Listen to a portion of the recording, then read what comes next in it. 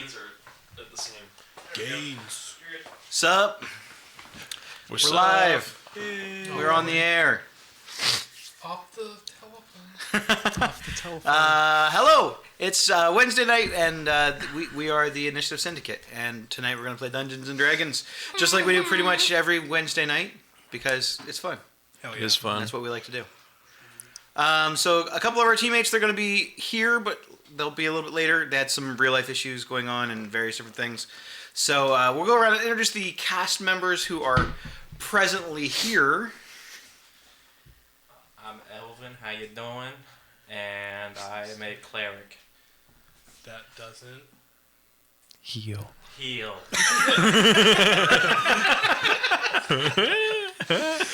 Anyone but himself. Fair. Hi, my name's Bill. I play Rocky Brindlehyde. He's 6.5 foot tall, middle-aged Minotaur. He's brindle. He's awesome. He's badass. He's got a glaive. He's got a big-ass burn on the left side of his face. And I think he's badass. There it is. And that is all I have to say about that.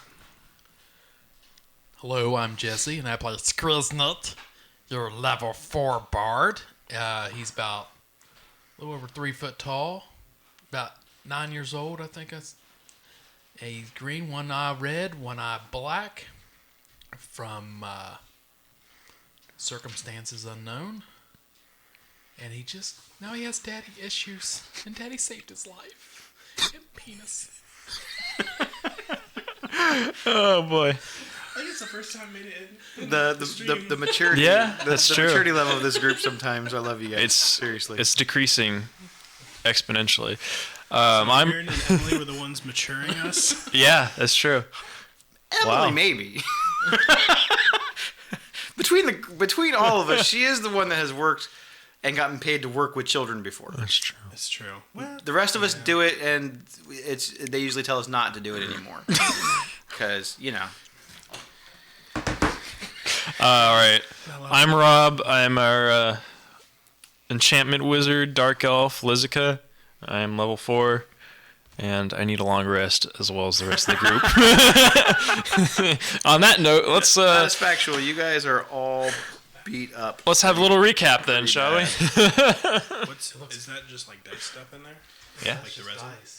Yeah, So, bad coloring. It looks better. last time, Oh, yeah. the Gravy Train had just survived a couple of battles within Gruul territory. They had defeated the Gruul champion and retrieved Skraznit, the Izzet scientist that they were tasked to collect. They were making their way towards civilization out of Gruul territory when they wandered about trying to find shelter for the night. While they were having a bit of a debate amongst themselves as to what they were going to do, a voice made itself known to them. A very eerie, creepy voice that seemed to know Pigwin quite well, Actually, seem to know all of us quite well. and had alluded that knew a little bit about the rest of you as well.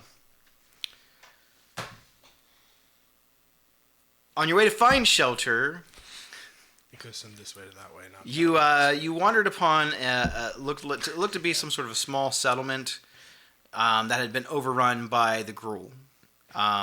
It had been abandoned. Nature had started taking it over. Most of the buildings had been collapsed. And there they encountered some spooky things. Ooh. Spooky scarecrow, who may or may not have actually been a scarecrow. Spare crew. Legions of the undead rising to come and get them, and they were all being led by a Golgari shaman. What that means, we're not sure, but we're going to find out today. So we are basically picking up directly after that battle. It's the middle of the night. Mm-hmm. You guys are beaten up. Mm-hmm. You are tired. Mm-hmm. You have not gotten a long rest for a bit. just about a month now. That won't destroy my curiosity. I want to investigate this Golgari shaman, being from the Golgari myself. So, the Golgari shaman is a dark elf. Oh. Kin. Their features seem to be more skeletal and undead-like. It doesn't look like a shaman that you personally have ever met or know, but they definitely are draped in not only Golgari colors, a big long green cloak, but you find their Golgari signet on them. Might I recognize what type of magic is keeping him, or not type, but like if I've ever seen someone that's been like, part undead? Make an Arcana check. Okay. First roll of the night. Woo. Only like 6 minutes into the stream. Woo! Aw. It almost hit 18 and then it went to a 2.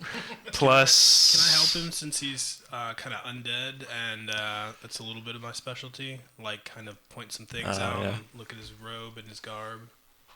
I'd let you do your own check. Like, you might as well just do your own check. Arcana, you say? I got For you, I would say history check. History.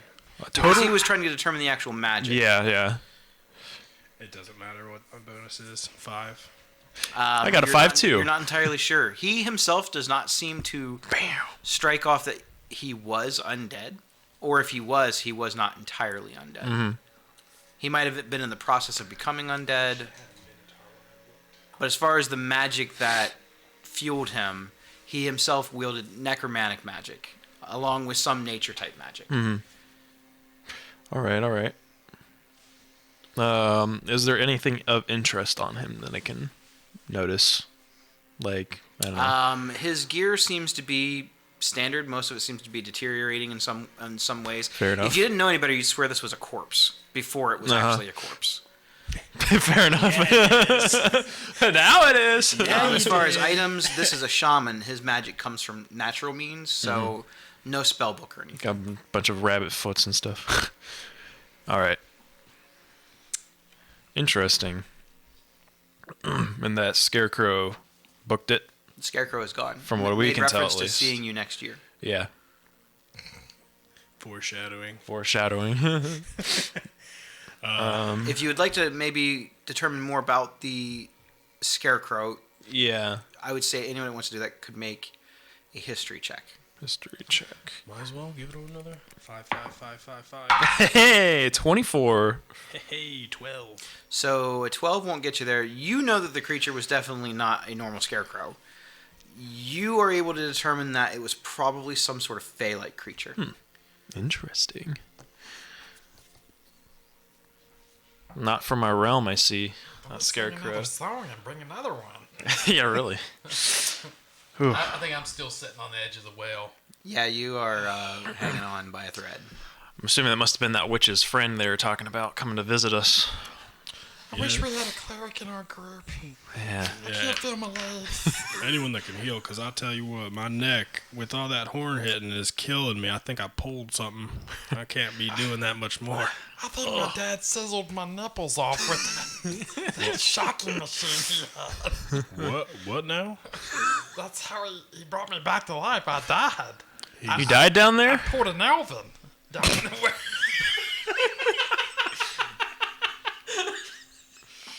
Pulling an elephant.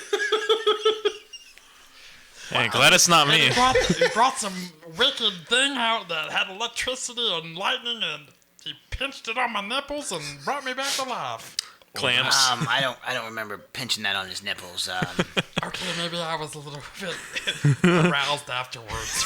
Well, he holds it. He that's holds a it big back problem. out, and it looks to be. It's got some sort of like a small blue stone in the circle of it, and as he kind of holds it up in the dark, it illuminates. You can see sparks of electricity like contained within it. It almost looks like an electrical storm shrunk down in a gem of some type. It's got these like where the base of it sits in. It's got two almost copper-looking prongs that look like a beetle's tusks that come out of it, and there's a button on the top of it. And he goes, "Yeah, so you press this little button right here, and if someone's bothering you, you can zap them, or sometimes you can get the heart going again." If you used it on the nipples. Well, it doesn't really clamp anywhere, so you just like you poke him, see, and like he goes like he's gonna stun you with it. Wait, no, I don't want to hit you with it. But here on this dead guy, look, watch, and then he jolts one of the people, and like it they start. You actually see like lightning coursing through their body for a second. It kind of comes at the top of their head. Boy, that'd be real helpful some of the times when I'm on patrol and going near taverns and they're starting brawls and stuff. You make me one of them? I mean, yeah, it's a very simple process. You just need one of these power stones, and you need a couple pieces of copper and some time to make it. Oh, all right. Well, that would be amazing. I could really put that to good use. Sure. Do you have a power stone? Not currently. We can get some back at one of the Izzet labs. Like that's how we power a lot of our trinkets is with these power stones. They're basically like we figured out how to harness lightning and use it to power things. We had to use magical means to do that. Niv Mizzet is a genius, by the way. I don't know if you ever met the. I don't really want to call him a guy because he's not really a guy. He's a dragon. You could say like humanoid or something. No, he's like a dragon. Oh shit. Not a dragonborn. He is a dragon. So I didn't say thank you for bringing me back to life. What? I couldn't let you die down there. I heard. I didn't say thank you. I said I just didn't say it. Well, I couldn't let you die down there. I appreciate it. I just found you again. I already thought I lost you once. I couldn't do that again. Does the shocks to him have any adverse effects on him? Make a wisdom save.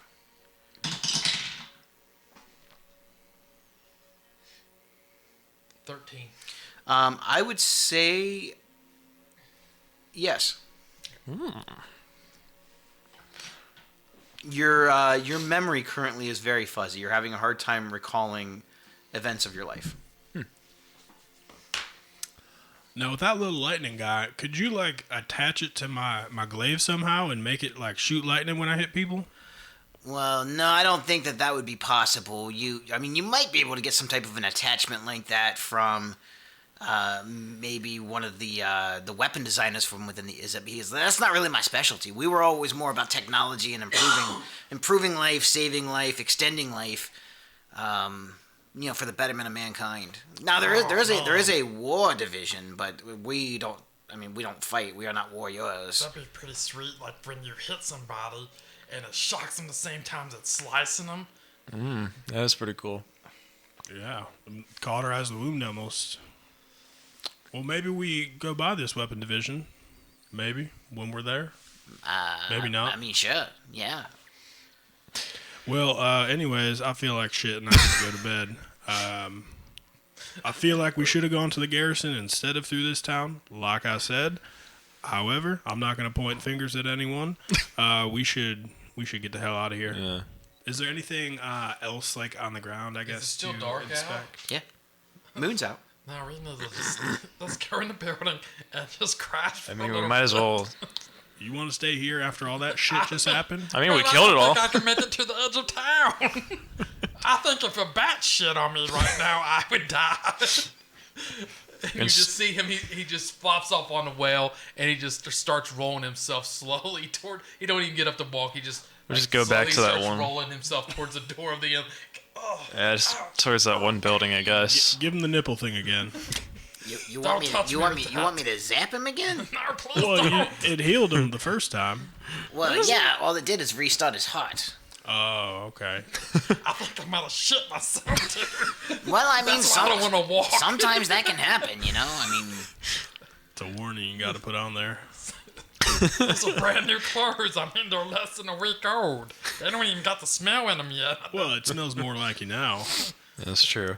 You don't want too much of a smell. Well, You gotta slowly get it. You gotta ease it in there. You don't want bulk smell in your ass.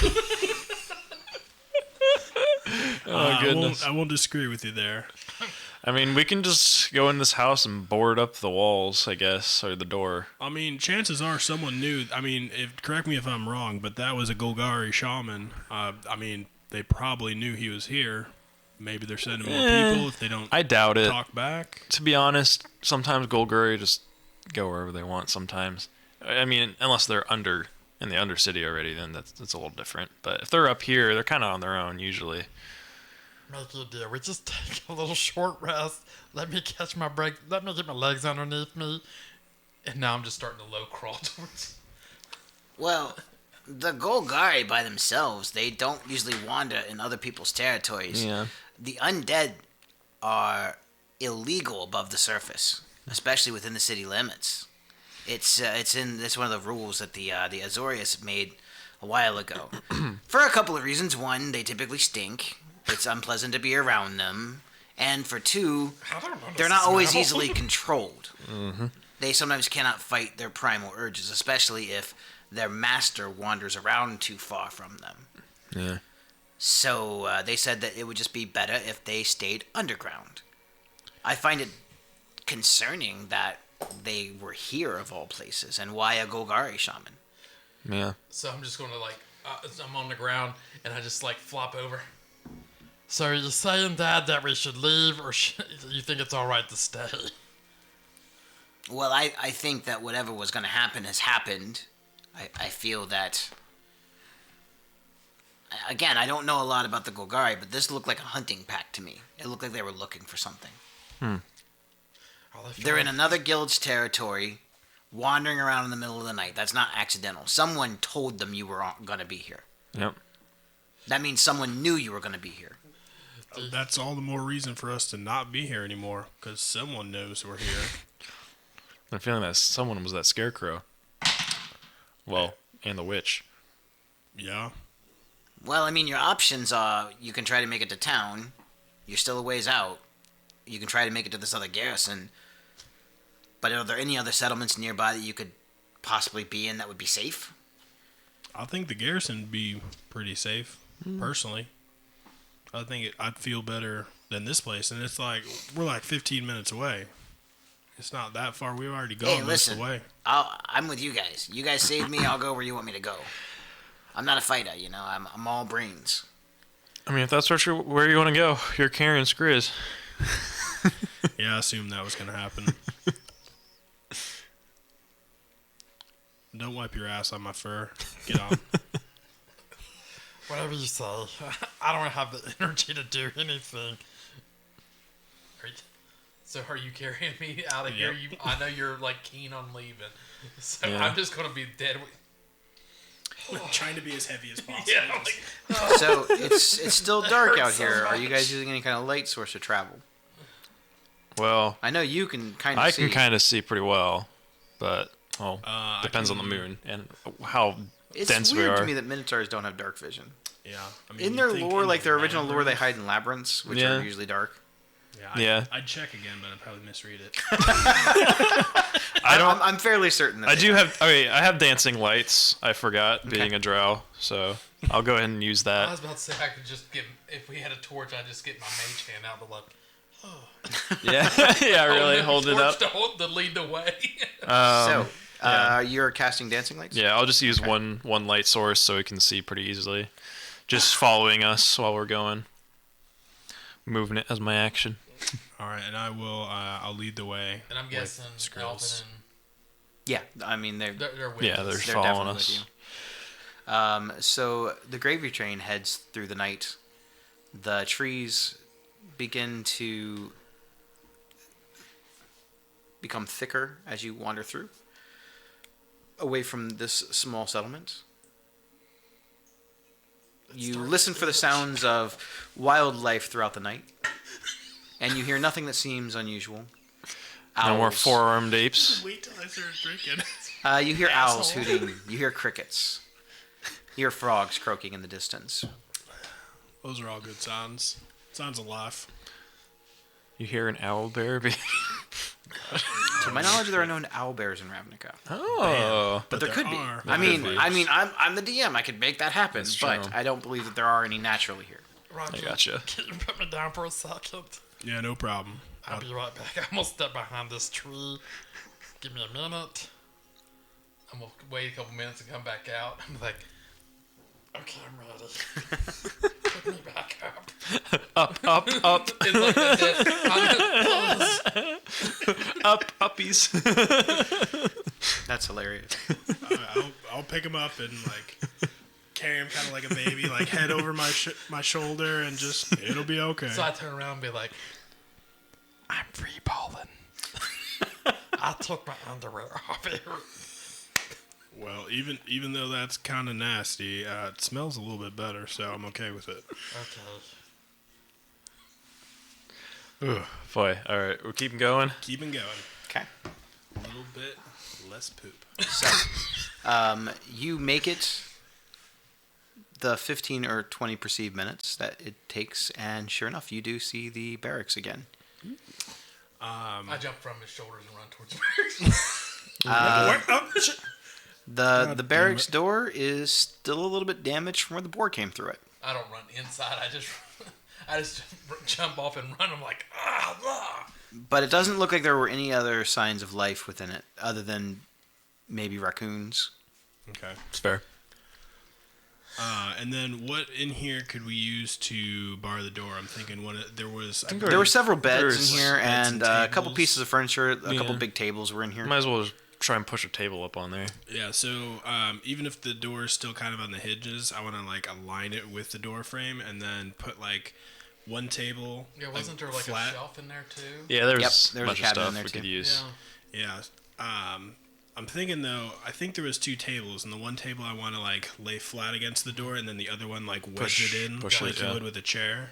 Wedge it underneath like the legs. The legs, yeah. Yep. And Okay. make sure that's nice and secure. Okay. Yeah. So you're able to do that with relatively ease. And I push a footstool that I can carry up to. Like, there it is. But that should Just hold it. put it on top of the table. Thank you for your contribution. Since we're not exactly in safe territory, how do we feel about taking watches? I can take the first Not one. a- All right. I mean, sure. I mean, I only need 4 hours, so if you wanna, it can take a little while. So. There were a couple of very that large checks beds out. in here, though, too. Yeah. Large The ogres beds. have been like wallering in. Oh yeah, I mean Yeah. they were too big for the beds, but a couple of them were like small beds that they had smashed together to like make one It's like large Ogs bed. wallering in mud. It's like all dirty and But just it's full it's, of it's ash. definitely more comfortable than sleeping on the wooden floor. It's true. I think so I'm gonna take first watch, and like as watch is going on, I'm gonna be like peeking in the open beds and like lifting the sheets and seeing how dirty they are. Now there was a forge in here as well. Are you trying to light a fire for warmth?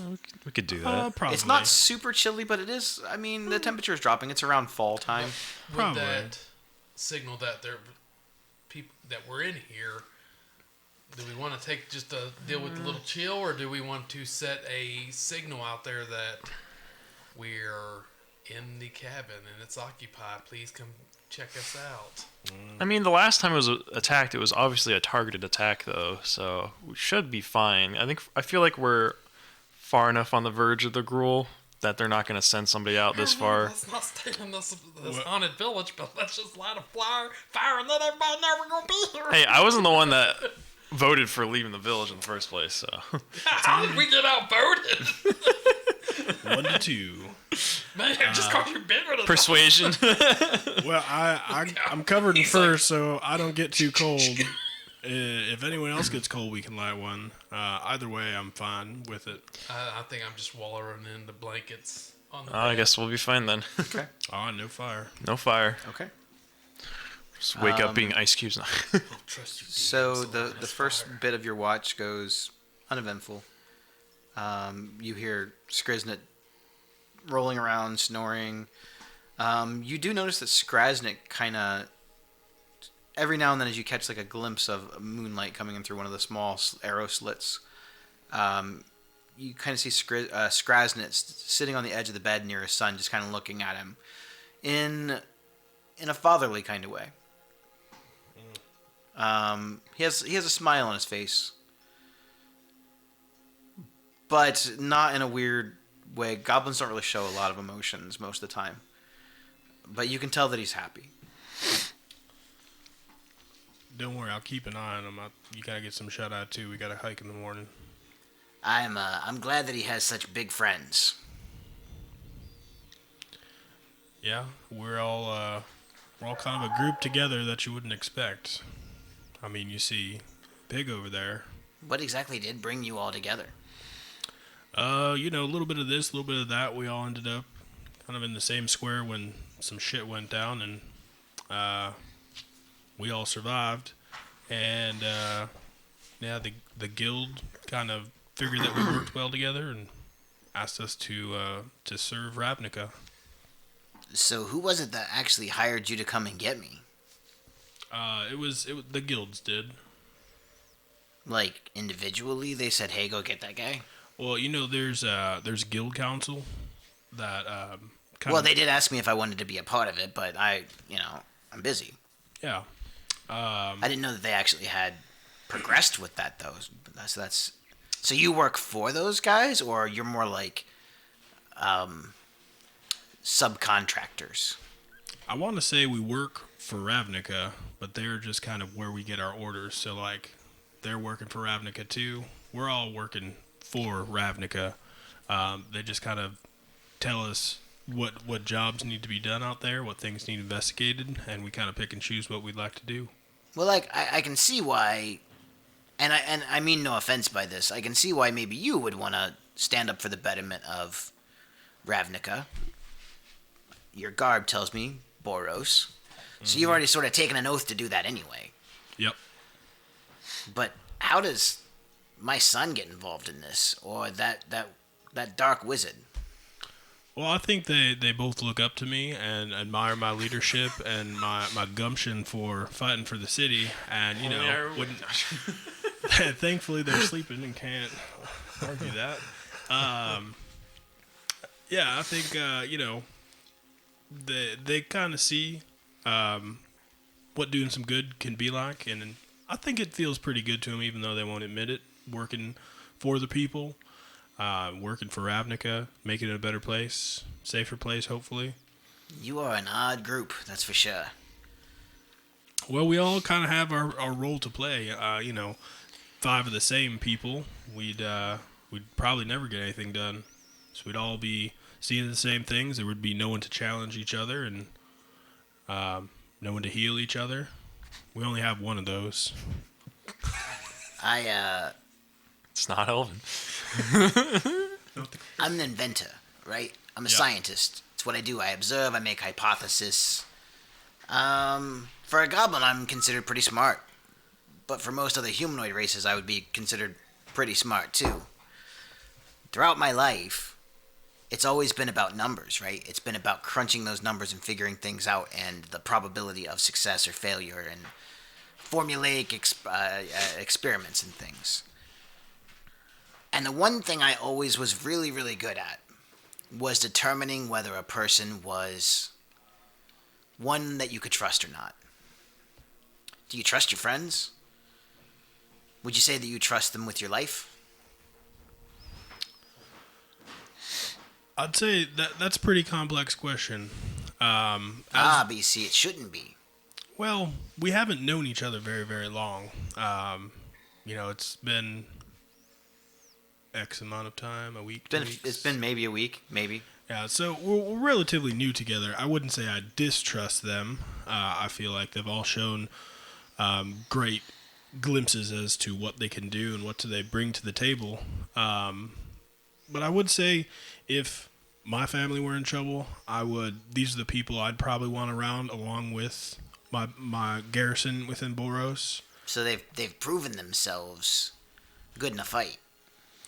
And they've proven themselves good as characters, too, I think. I think everyone is, in some way, even if they don't know it, working for the people of Ravnica and trying to make the place better. That seems fair. Seems to be a fair assessment. Yeah, just because you're good in a fight doesn't mean you're a good person. My father's good in a fight. He's a piece of shit. Probably. You have issues with your father. Yep. What is your father's name, if you don't mind me asking? Because your last name, Brindlehide. That's correct. It doesn't sound familiar to me. I don't feel like I know that family name. Yeah, it's kind of, I don't want to say made up, but it is kind of made up. See, my mother, she was a full, white and gray Minotaur. And my father was all black. And when I came into being, I kind of came a combination of both of them, and and all colors with my brindle fur here. And at that point in time, when I was conceived, we were guildless for whatever reason. So we took a new surname as the Brindlehides. I don't even know what their original surnames were.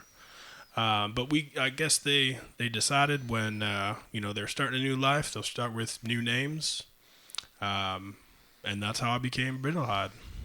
Well, I do know amongst your people, naming yourself after your horns or your fur is pretty common. Yep.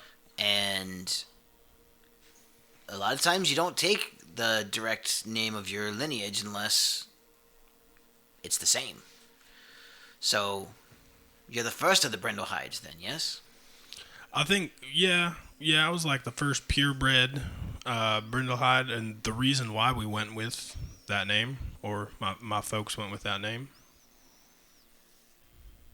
You know, you remind me of someone.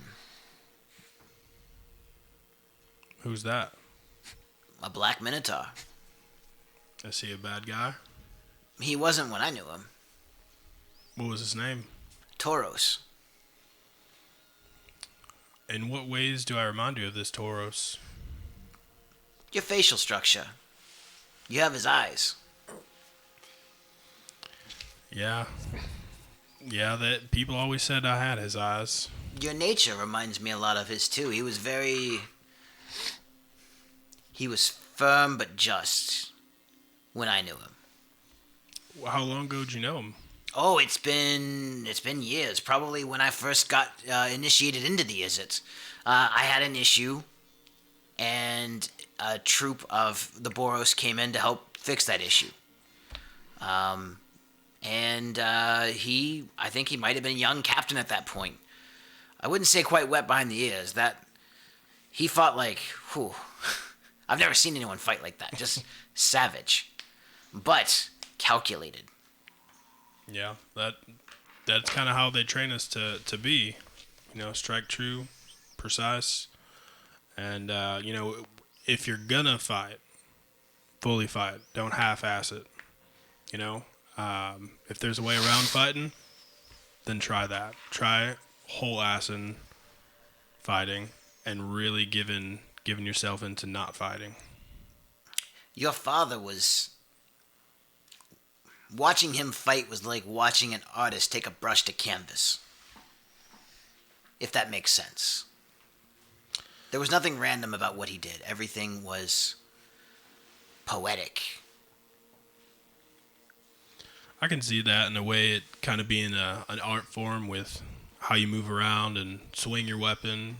Your foot stance has so much to do with your fighting and your style.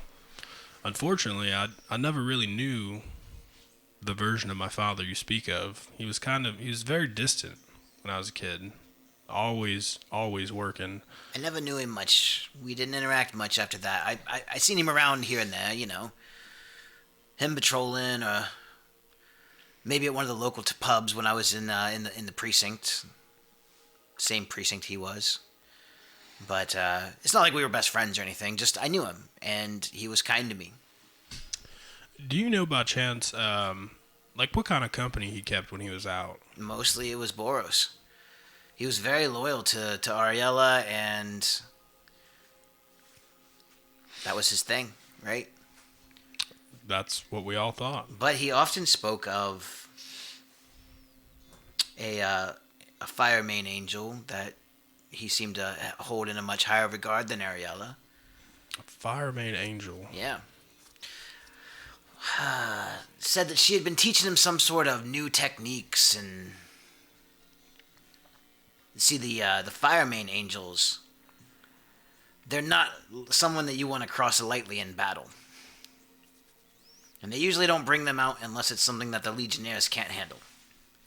Ariella herself is a fire main archangel. Now, I don't know how they determine the difference between an angel and an archangel, whether it's power levels or age, experience, I'm not sure.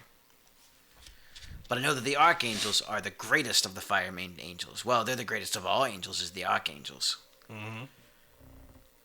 But I don't know if it was. It seemed almost like love, if that makes sense. Now, when you speak of love, I mean, there's different versions of it, like in love or love I'm not something. sure, because I'll be really honest with you, it kind of came off weird. As he was taking my statement, we were just talking, getting to know each other a little bit better, and I asked him. I said, "Hey, I've never seen fighting like that," and he just kind of went on this whole spiel about this angel. I cannot remember this angel's name for the life of me. Do you want me to use the nipple taser on you? You think that's gonna jog the old No, mind? I don't think that that's necessary. So, I don't know. Maybe angels can corrupt. Maybe she herself was corrupted. You say that he became like a different person. It's hard to say because I didn't know him very, very well. And I was young, naive. I assumed he was like every other father. Worked hard, came home, worked hard, came home. Sometimes I wish I could see him in my current eyes. And, is there any differences between what I do? I mean, sometimes I'm gone for days away from my children, wife, and my family. I do wonder if that's as much as my father was away, how it seems to my children. So why is your father not in the picture anymore? What happened to him? He turned pretty evil. Evil. Yeah, he straight turned against the Boros, and it seems like Ravnica at this point. He killed his best friend, kind of the guy who led us into Boros, and really his mentor, because he wouldn't join my father on whatever he's doing, and he tried to get me to join, and I have him to thank for this scar on the left of my face, and he killed one of my sons along in that skirmish. That's really a shame. That's a very sad story. And we really don't know why. I like to think there's still good in him. I feel like if I come from him, he's still got to be good because of how I am. I hadn't thought about it a lot, but the ogres that took me, they fought like him, which is weird for ogres. Most of my dealings with ogres are smash. Not a lot of rhyme and reason to what they do. Right. And I guess I had never really thought about it before. Unfortunately for everyone, that kind of seems to be the case. But why teach these ogres how to fight? Well, they've already got the strengths. Their battle. They are strong. They are made for battle, and if you can clean up some of their sloppy ways and maneuvers and make them actually effective warriors, not just strong warriors or strong fighters. Ogres admire strength above all else. That's not uncommon with tribes that side with the group. Strength above all else. Now, for one guy to go in and tell a whole bunch of ogres what to do, the only way I see that happening is one of two ways. A, someone who's much scarier told them that they had to listen to him, or two, he himself, that was on purpose. I know. He himself bested them in battle. Well, I mean, you've seen him. You know he's bigger than I am. He is much bigger than you. Probably stronger than I would have am. never even believed that he was your father. But, I don't know. Because you yourself, you're big, but he's scary. Yeah. I feel like there's a storm coming for Ravnica, and I think the only way to get through whatever darkness is coming is for us to band together. My dealings with Niv Mizzet, he has alluded that he also feels that something bad is coming to Ravnica. I haven't had a lot of, direct council meetings with the guy, but he does let us in occasionally on some stuff, to warn us about some things. And, yeah, he's concerned. Well, I feel like, maybe he should be in contact with the guild's council that is instructing us if he is concerned as well or has any leads on any shady dealings maybe going down. That's kind of a lot of the stuff we're investigating right now, it seems. It all kind of seems like it's connected. It looks, from far away, it just looks like random, this here, that there.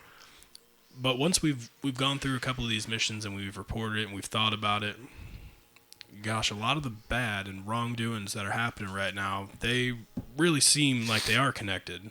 We don't necessarily know the connection yet. But there's a big picture. Well, I hope you and your father sort things out. Yeah, I hope so too. Fathers sometimes make mistakes.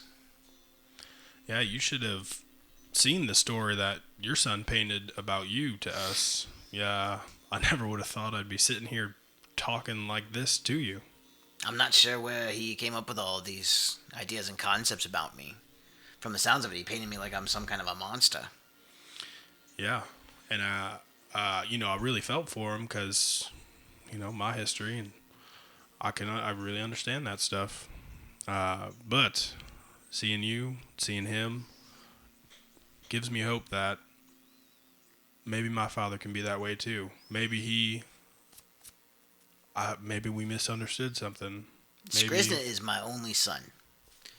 I tried to have other children, and I don't know, maybe too many jolts of electricity. Maybe not enough jolts of electricity. I don't know. But I was never able to have any more. And honestly, in a way, it was kind of good. Because I don't know that my intellect would have passed down.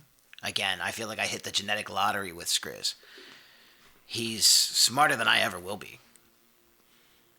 And I like to consider myself pretty smart. But his ideas and concepts, he was going to revolutionize Ravnica. I hope we can get some of his memories back or something. Honestly, I don't know if it's actually what he wants, because even though he's not super smart anymore, I mean, he seems relatively happy with who he is, and he heard about his other self, this super smart guy, and I don't think he was comfortable with it.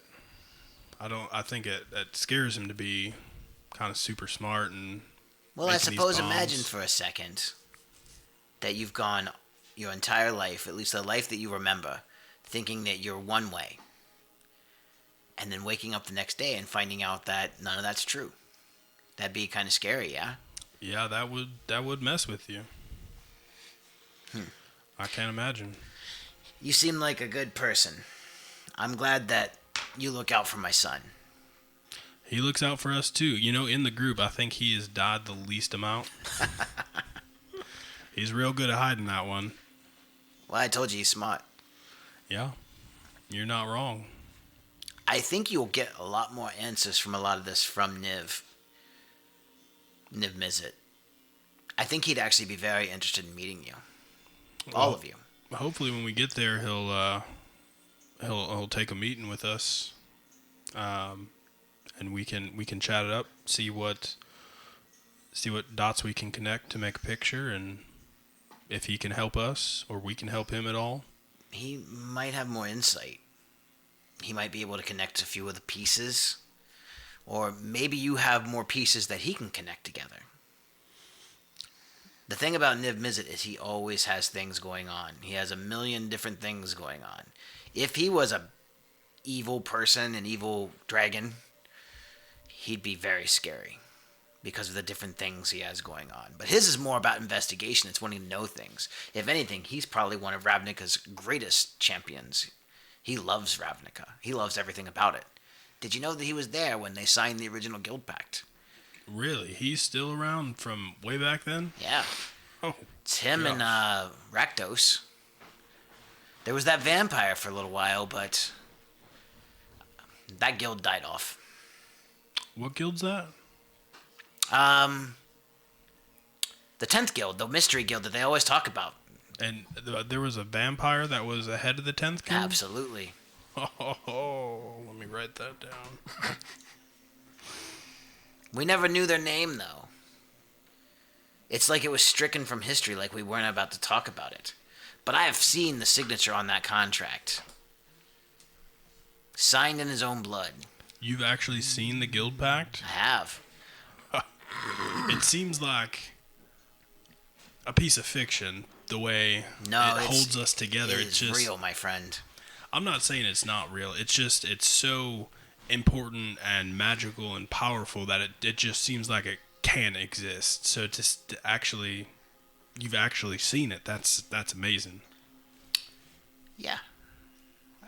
I have seen it. I haven't been able to actually read it, but I saw it. It's got some sort of a spell about it that prevents people who weren't originally the signers from reading all of the context of it. There's definitely parts that have been redacted. We can't read them. I'm sure that there are reasons for that, but it mentions in there very clearly that there were 10 guilds originally, because there are 10 signatures on that guild pact. No one seems to know what's happened. Well, maybe Mr. Izzet knows. He doesn't talk much about the vampire, only that he existed at one point. But it's strange. It's like he almost can't mention the guild's name. You know, there is a decent amount of that going around too, where people know stuff they can't tell you. It's very frustrating.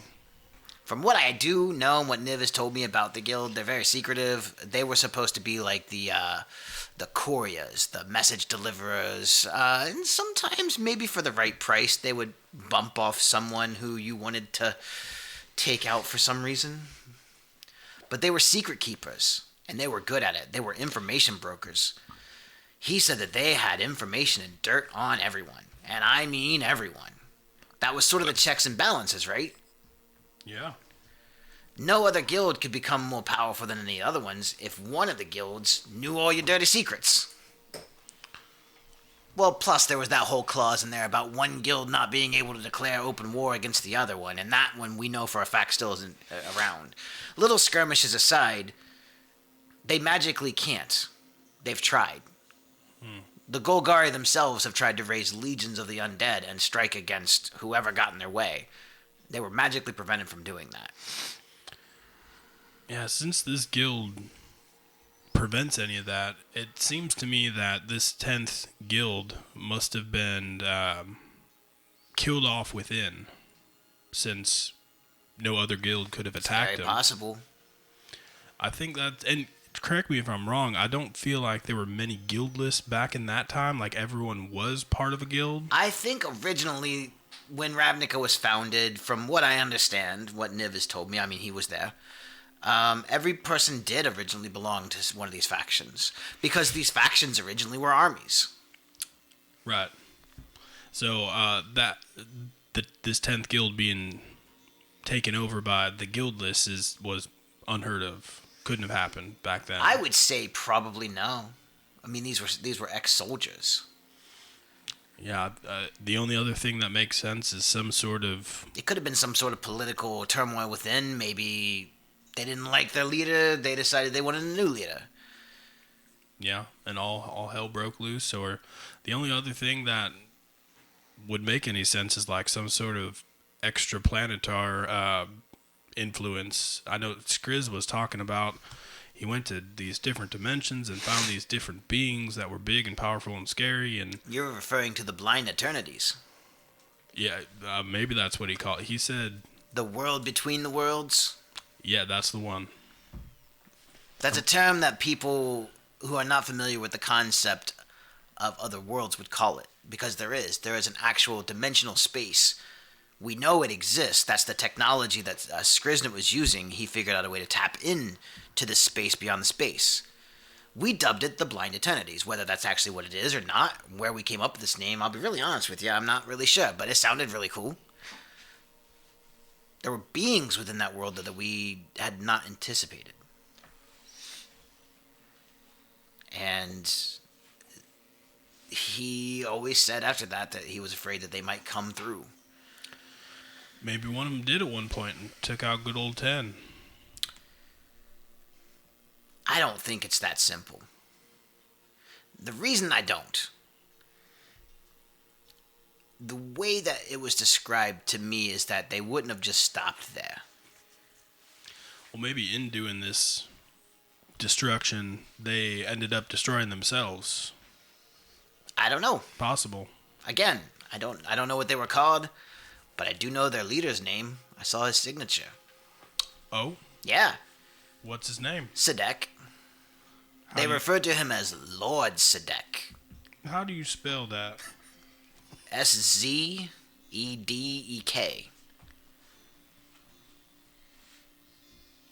And that's the vampire guy? Yeah, he was the Lord High Vampire Sadek. They say he was a very scary character. That's what Niv Mizzet said. Spooky. He was centuries old then. Uh-huh. Now, where he went, I don't know. But supposedly, he's dead. I think his guild killed him. I think they didn't like his leadership. That's my theory. They didn't like his leadership. They teamed up on him and they killed him.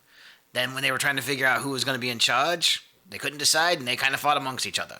Kind of like, oh, well, we think this guy should be it. And they're like, nah, we like this other guy. Or maybe it was just they were assassins too. Maybe they started bumping each other off. Yeah, it's possible. I mean, it's the only thing that makes a lot of sense with the guild pact in place and everything.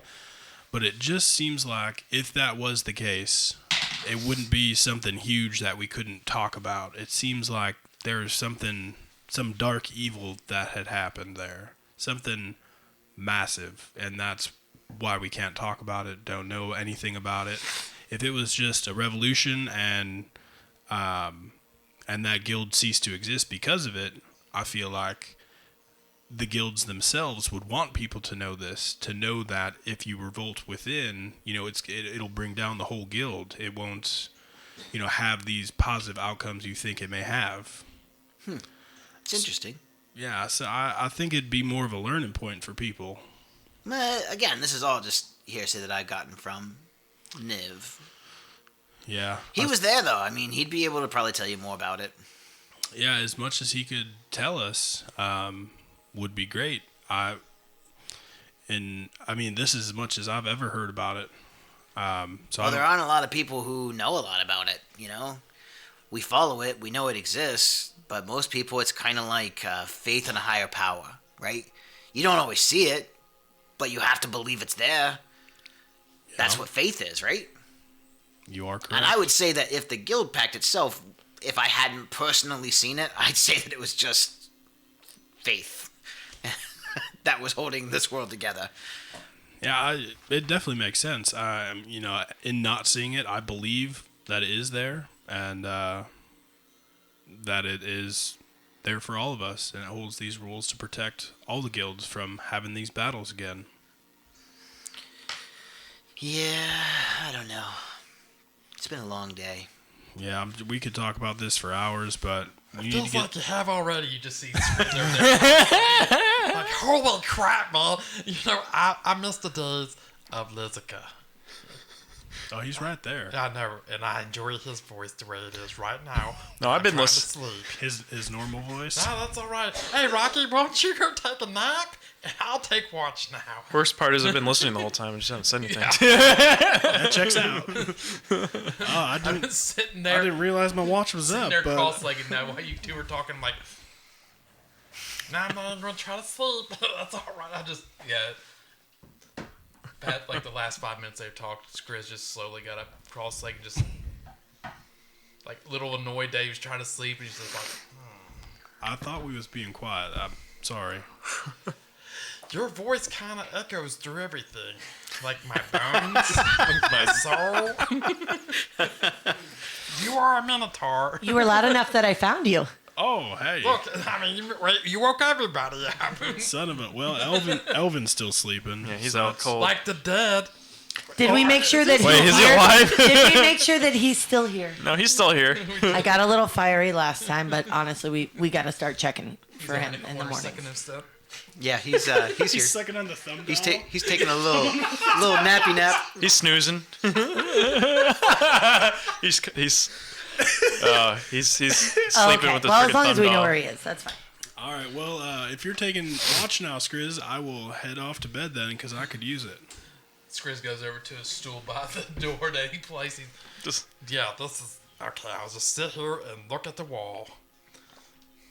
I'll make sure not to talk a lot while people are trying to sleep. I sure would appreciate that. I'll do my best for you, Rocky. I kept a spot there warm for you. Oh, I'm gonna look at one of these other beds. Oh, that's your bed. I wouldn't want to. Got it. All right. Good night. And I will find the cleanest bed that I can perceive and lay down in that one. Okay. And maybe like shake off the sheets a little bit. Yeah. You know. Okay. They all kind of smell like wet dog, but yeah. I have nightmares. I'm gonna have a point of exhaustion when I wake I mean, you're a furry creature. You should already be kind of used to that smell. As soon as so- he lays his head and finds a place to sleep, and I can hear the slightest hints of snoring, Skriz just finds like random like sticks that were, and he just starts like tapping. It's not even in rhythm, but he's just like acting like he's drumming. Okay, let's write a song while we're playing. Yeah. Thank God. I thought without my sound machine, I wouldn't have been able to go to sleep. So I My appreciate sound that. machine. Ye old sound machine. So, Got yourself on that one, huh? if there is no other conversations that you wish to have amongst yourselves, we will fast forward to the next morning, Long rest. and everybody gets a long rest. yay! New spells, new spell slots. Full HP.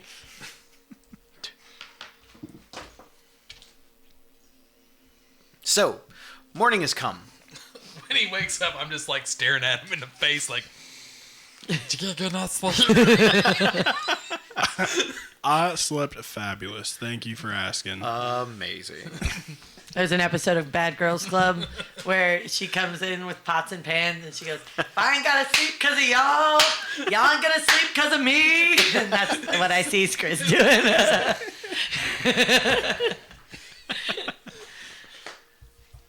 Morning, sunshine.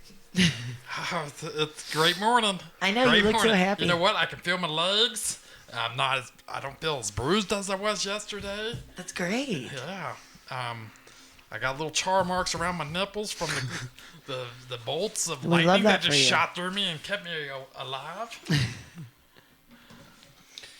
All right, so I guess we're heading to the lab. Is that right for everyone? You can head wherever you want. You were just told to retrieve Skrasnit. They didn't really say where you were supposed to drop him off. Just true. that you were asked to retrieve him. So I say we take him back to the lab, his lab. Yeah, and maybe we see if we can talk to Mr. Izzet while we're there. Yep. And visit the weapons department. Wink, wink. Man, he really wants that lightning axe. Yeah, he really does with that lightning. Lightning One thing I glare. know about Bill is he actually hates shopping, and it's not his favorite part of the game at all. Tell that to my Canadian tuxedo. Once the min-maxing is done, it's his favorite part of the game. Exactly. It's like in the one game he went shopping for plants. Yep. Dude, that was awesome. He was in the damn plant store for like an hour and a half. That was the hour and a half. That was the whole episode. Are It you was kidding me? basically the whole sentence. I pretty to much like 4 plants. I pretty much exclusively play D&D with Bill. And it's nice because every once in a while there's an episode where my eyes just kind of get the glaze over because I know that it's going to be 4 hours of shopping. And I've never actually paid attention to how much gold I've had in a campaign. I just make sure it's approximate. And I don't lie about any amount of money I have. Anyway, Okay, so you are currently in the Red Wastes.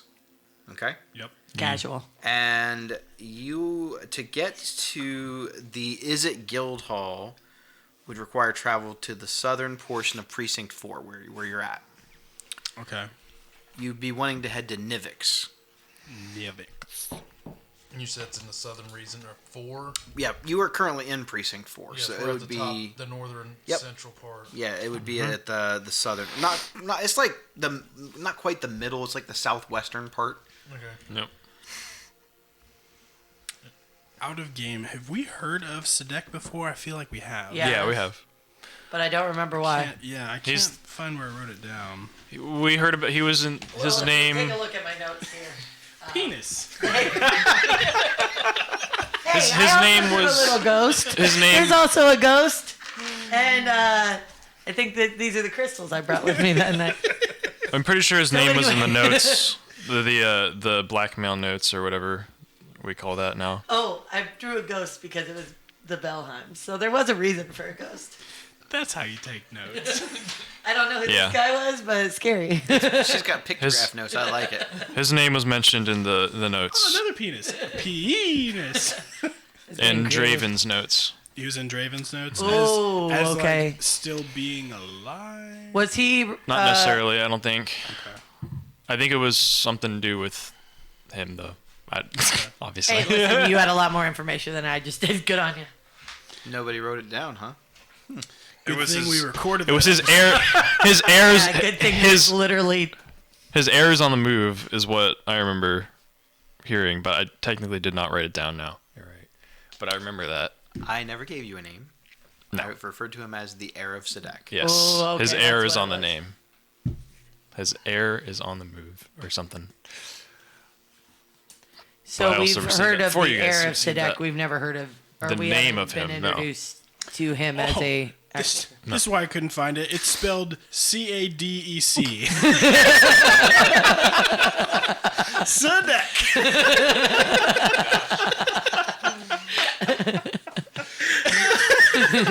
He's got a fucking paragraph over here. I took the notes though. It's like Emily's. You have to decipher it. Oh, is it? Because yours has a full name. What does that tell you? We went through the swamp, and we ate tortellini. Important to me. Let's again. I That's, think that's, we had a scary That's encounter. basically amazing. I know exactly what happened from that picture. That's true. I was trying to draw the map. I think it got a little off. Anyway, Sadek. Anywho, How do you spell him? it's spelled C. Oh, it's actually spelled Szedek.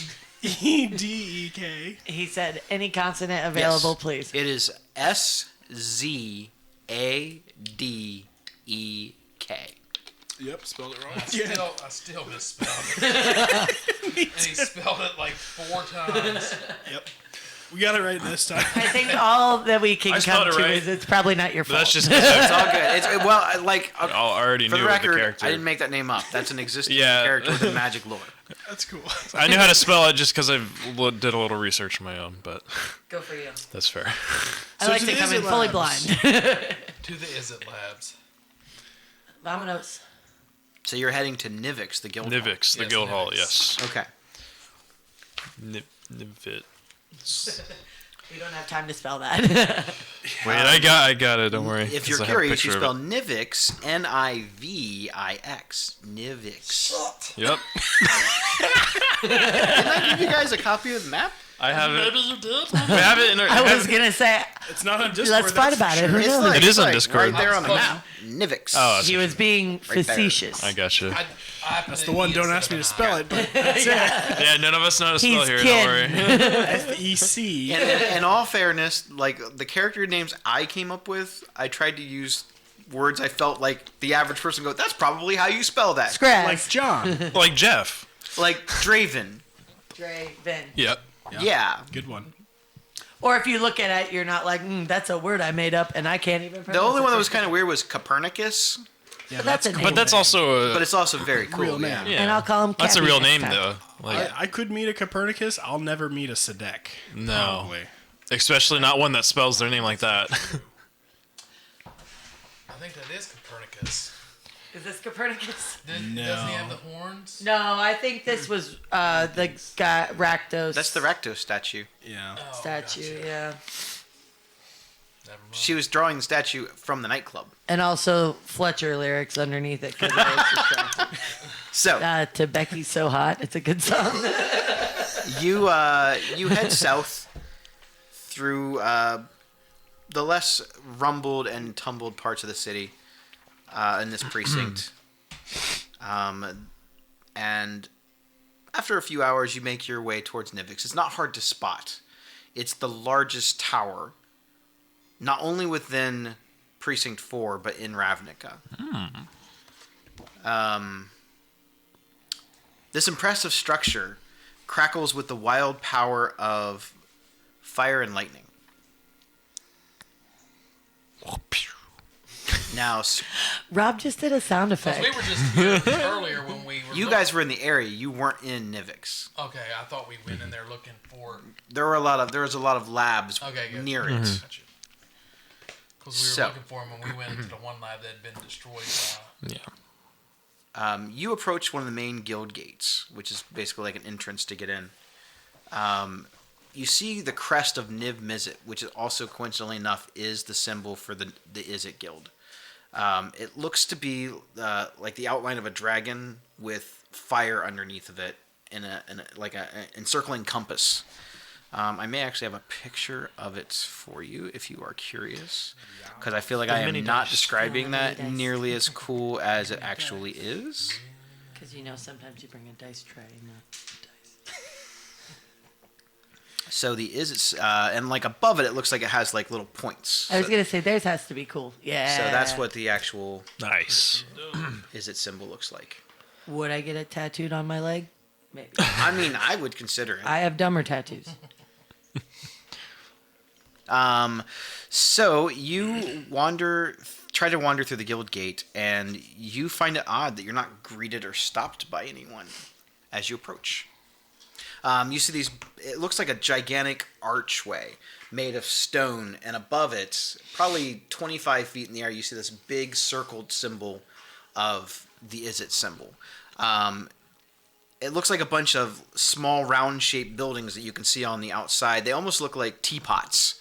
They're made from metal. They have like spokes and pipes and steam vents and things coming off of them. It looks very industrial through here. Everything looks mechanical, methodical. It looks very cold and unwelcoming. Can we do like an? So there isn't anyone around. Not that you can directly see, no. Can we check for like cameras or like any technology, like surveillance technology? I don't know if I'm the person to look for this, but Emily thinks that would be a good idea. You can make a, we'll say, perception check. Just like to see if I can. I basically want to get a sense if it feels like we're being watched, or if I can. Does, And I Yeah. can do a perception check. yeah, I'm actually cool with make a that. perception check. does Skrasnet look like? Does he look like he's just gonna walk right in, or does he? Skrasnet looks completely comfortable. He kind of pauses as you guys all kind of like stop and take it all in. 7.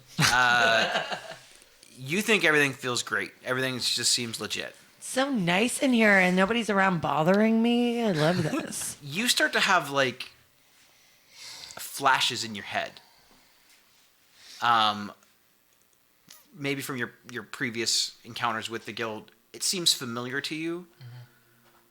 And I would say that you feel sort of conflicted between this hatred towards them and what you are now, and this reuniting with your father.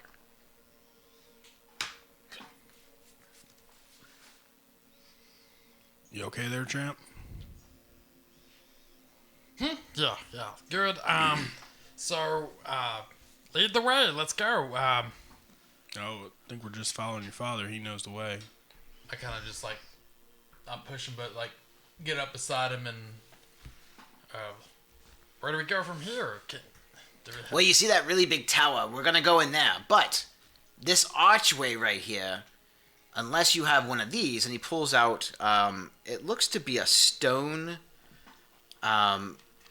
insignia, and it's got like a metal ring around it, and it's the Izzet symbol. If you don't have one of these, you won't have a very good time trying to get in. Oh. So even if we're with you, Oh no, we're good. But you have to have somebody. yeah. You gotta be with some. Do we like have to hold hands going in there? No. Basically, I have to like deactivate the defenses. Oh, okay. So, Sorry, you're. and you can only do that with one of these. Okay. Oh, and you got to know the like. There's like just I'll do it. I got this. So he goes over to like the side of the archway, and he kind of waves this thing in front of it. It looks almost like a mechanical eyeball from the inside. It shoots out some sort of almost like an infrared light, and it's able to read the symbol on it. It's very Java's palace. It doesn't quite come out of the wall. A little panel it kind of like pops up with all these like little stone buttons, and he pushes them, and he makes about 100 different button presses, it seems like. And then he finally presses the final button, and you hear what you didn't notice at first. There was like a humming sound coming from the archway. You hear the humming sound fade out. You now hear the silence, and you're able to actually hear all the steam and stuff coming from the other side. It was almost like it was preventing the sound from coming through. Yeah, so that's it. You guys are good to go on in now. Are you coming with us? Oh, absolutely, yeah. I'm still hesitant with all the mechanisms. I was like, okay, I'll stick my foot barely through the doorway, It's completely harmless. All right. So then after that, I just walk in like I own the place. Okay. So when we walk in, what does it look like? Is it like tools? Well, it looks like a bunch of small buildings, like a bunch of small, round, metallic buildings stacked on top of each other. They all seem to be connected with pipes and almost like big steam pipes. You're not really sure if they are some sort of boiling mechanism, if they're homes, if they're labs. You're not entirely sure. They look like they could be combinations of the two. Steam starts coming out of some of the little tiny small smokestacks and stuff off of them. You hear what sounds like talking coming in from some of it. Some of it's hammering. So it sounds like there's some people working within some of the buildings. Up in the sky, you see like little cracks of lightning coming out of some of the buildings. Some of them do seem like they're made out of stone as you get further in. The pathway itself is sort of a cobbled stone. It's almost like you're walking through a mechanical forest, if that makes sense. They're all around you.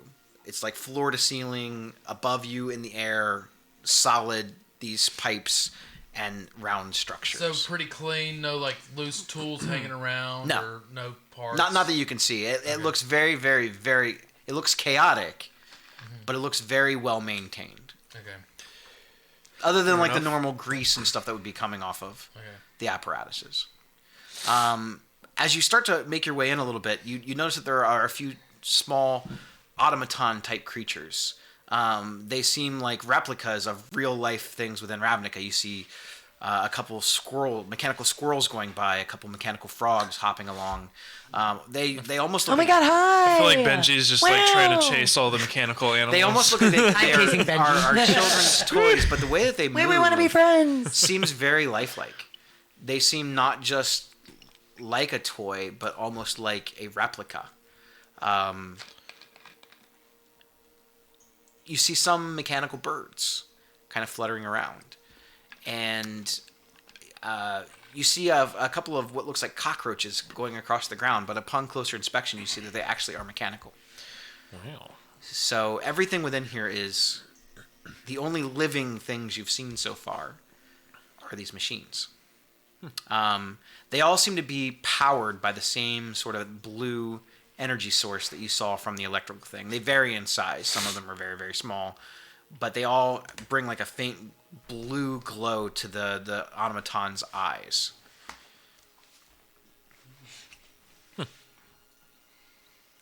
Cool. So, where are you taking us in here? Well, we're going to go into the actual tower. Niv Mizzet's tower. We don't usually keep a lot of guards here. Like I said, we're not much for fighters.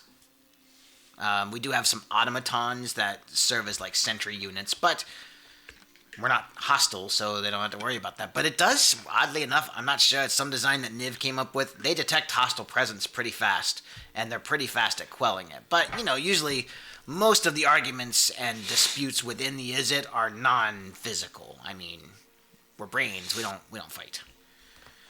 But I will say, I make no guarantee that Niv will see you, and he may be kind of a jerk about it.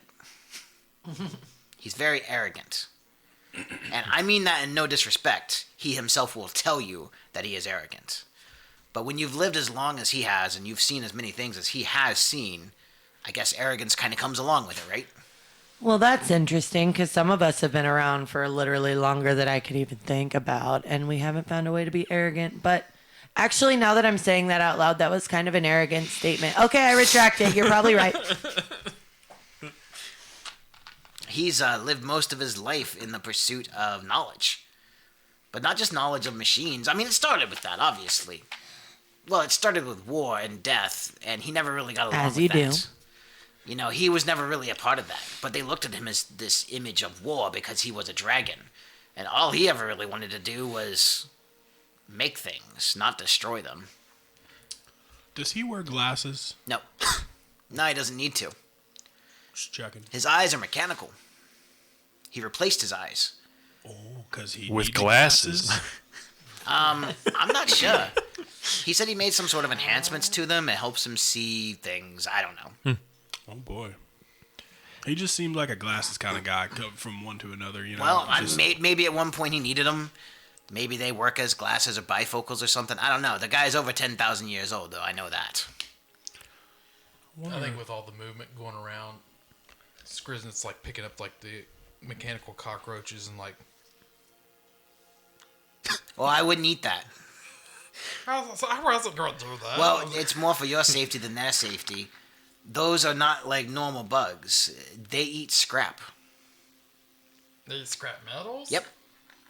That's how I usually stay so clean around here. I grab my crown. I'm like, you get away! You know, we do a lot of welding and repairing and things like that, and you get scrap from that. They help keep it clean. Cool. I figure on the route to see Niv Mizzet, Skriz is looking around, see if there's any.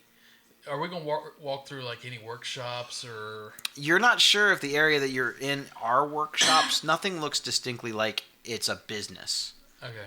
Everything looks like it could be potentially a workshop. But from within this, it looks like even the houses themselves are workshops. I'm gonna keep an eye out for any random tool bag or kit that I might see on the way. Okay. So, make a perception check. Actually, you're actively looking. Make an investigation check.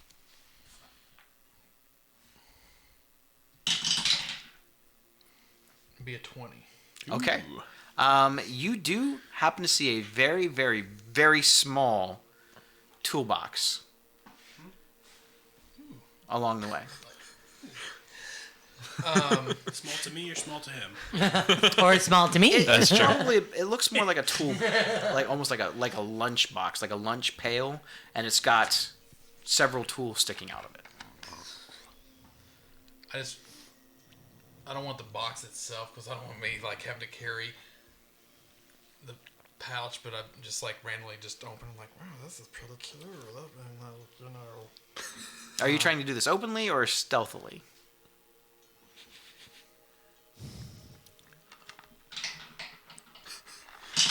Depends on my role now. Openly. No one really seems to care. Okay. Everyone sees you do it, even in your group. I don't care. And even Skraznet looks down and goes, "Do these tools seem familiar to you?" Oh, that's just. I was just looking at him.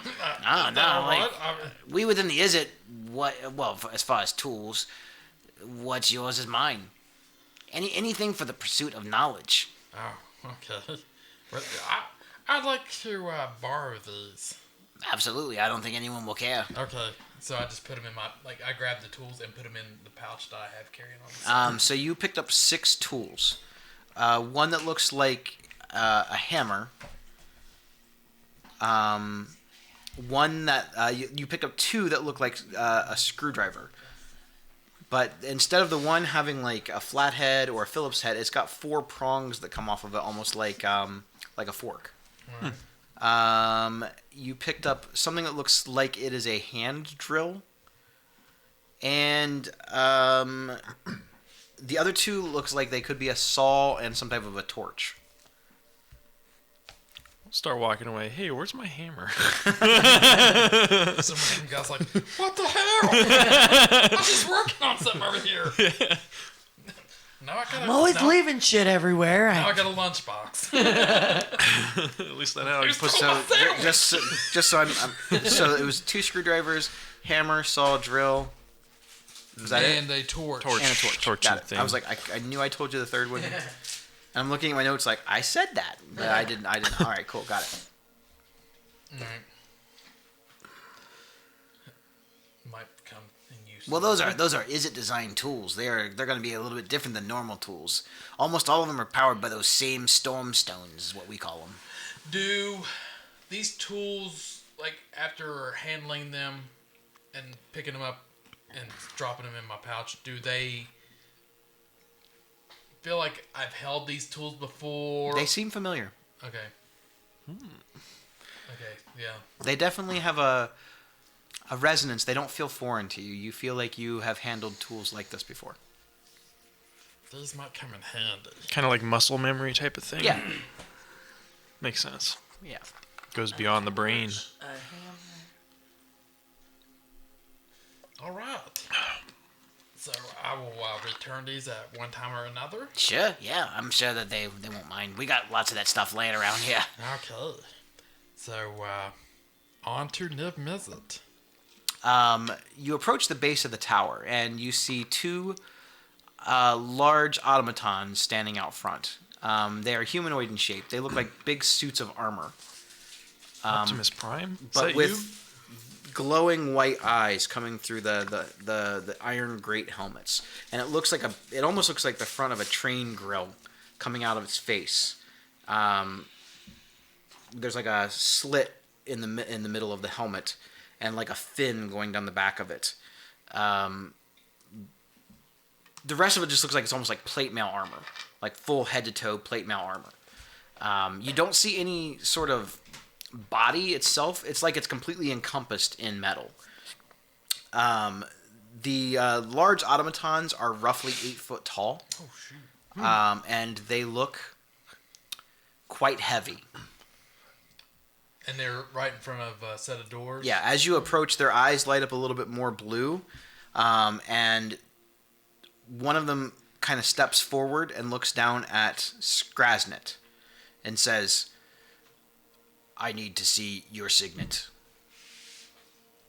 And Skrasnet reaches in his pouch and goes, "Yep, here you go." And again, you almost see like this scanning sort of sense in his eyes. "How many are accompanying you?" He's counting one of them. Don't forget the fox. Fox. 5 plus the little furry thing. Very well, proceed. And he almost not like powers down. He kind of walks back to his spot and seems to become lifeless again. Idle mode. So you see this door, and it kind of swings open on its own. Yeah, I think Skrizzen, after seeing all this, he's like, "Whoa, this is cool."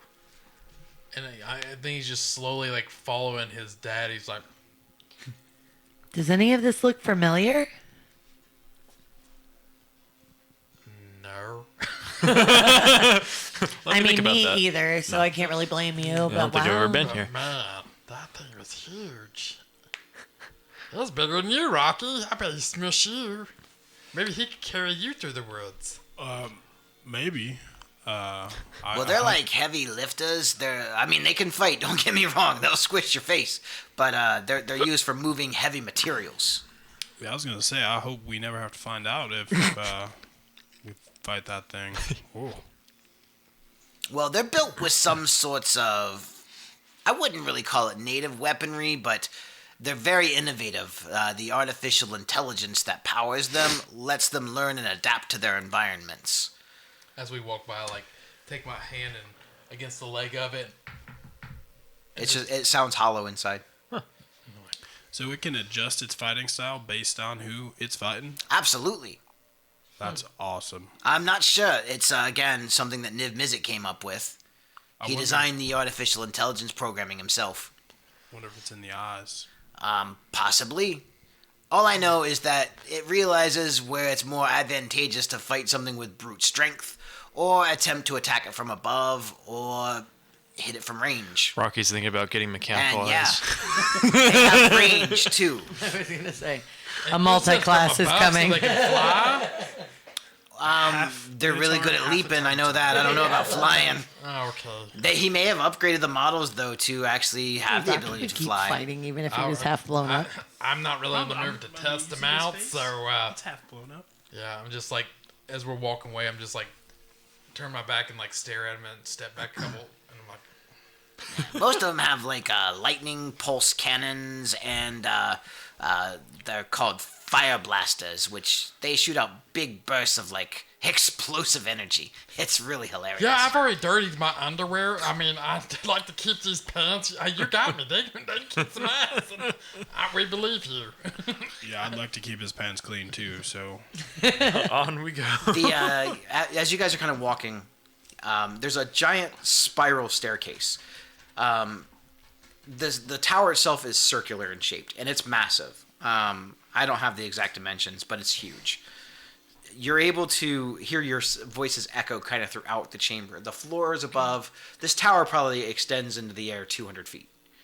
The staircase up the middle looks mechanical. It looks completely made of gold spriggans and brass plating, silver screws. It looks like a machine. As you start to step onto it, it seems to move like an escalator, kind of taking you up, and you no longer have to walk. I feel like I'm just gonna be like, It goes at a very, very calming pace. It's not startling, but it is weird if you've never experienced it before. Pig is always flying, so the elevator kind of hits her, and she has to keep floating back up. So I've never done one of these. Jeez. So if you look down, it's like a pogo it stick. basically works much like a screw, and you actually see that the whole unit itself, the middle part of it is actually kind of turning and bringing you up to the top. The outside railing is sitting still. Pretty cool. Let's just take a pretty cool moment for our DM here. Pretty cool. Thank you. You pass several I see it in my floors. brain. You see various different types of. Some people look like they're dignitaries visiting, taking maybe a tour. You see classes being taught about science and explosions. You see professors teaching. You see students on some of the lower levels. As you start getting up further in, you see glass-protected enclosements and laboratories with various different types of lightning, fire, steam experiments going on. You go up further and further. As you're going up, it's like everything is a little bit more marvelous or interesting than the last thing. For those of you who have never been within Nivix, it's like you're seeing all the marvels of the world. It's like you're seeing all the things that you didn't even know that people thought could be made being made here. Some of them are mechanical in nature. There's a whole couple of floors dedicated to just automatons. Nothing in here, even though it's kind of scary at times and sort of mad scientist-like with the amount of explosions and fire and eyebrows being singed. There are a lot of goblins within the Izzet you noticed, but there are also a lot of Vidalkins.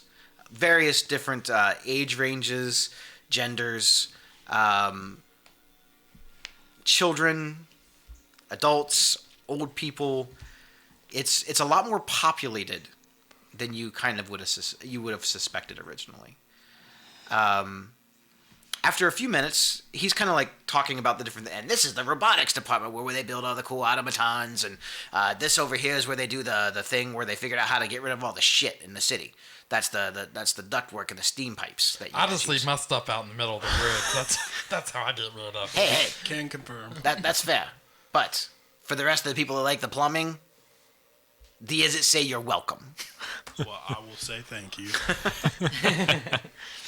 So all these these steam vents and stuff, we invented all this technology. We figured out how to harness the powers of magical lightning, magically produce fire, magically produced water, and create steam elements. Almost everything is either powered through steam or these lightning stones, these power stones. So yeah, some of this, it's almost like technology from another world, but a lot of these original designs came from Niv Mizzet, and we've figured out how to improve some of them. He said that he came up with the ideas for him, but he has so many ideas, and I believe him. I've seen some of his sketches. He's always got something else that he's working on, like another big thing. So, that's what he brings all of us around to. Not all of his scientists get to work directly with him. Some we have to go. But whenever there's a really great idea, Niv Mizzet will always personally meet with that person like, hey, this is a really great idea. We're going to make sure that your idea gets made. And even though he's a little bit arrogant and he can kind of be a jerk, he also appreciates those who create. Did he meet with Skriz when he made the traveling bomb? He has met with Skriz before. Oh. Only once. He warned you about the dangers of interdimensional travel, but you said that it was something that you could contain. He seemed confident in your abilities. Do you remember that? Not one bit. Now that you mention it, no. So, No bells. but since he's already met me, would he meet me again? Well, I'm one of his very important scientists, and you're smarter than me, so I would say absolutely.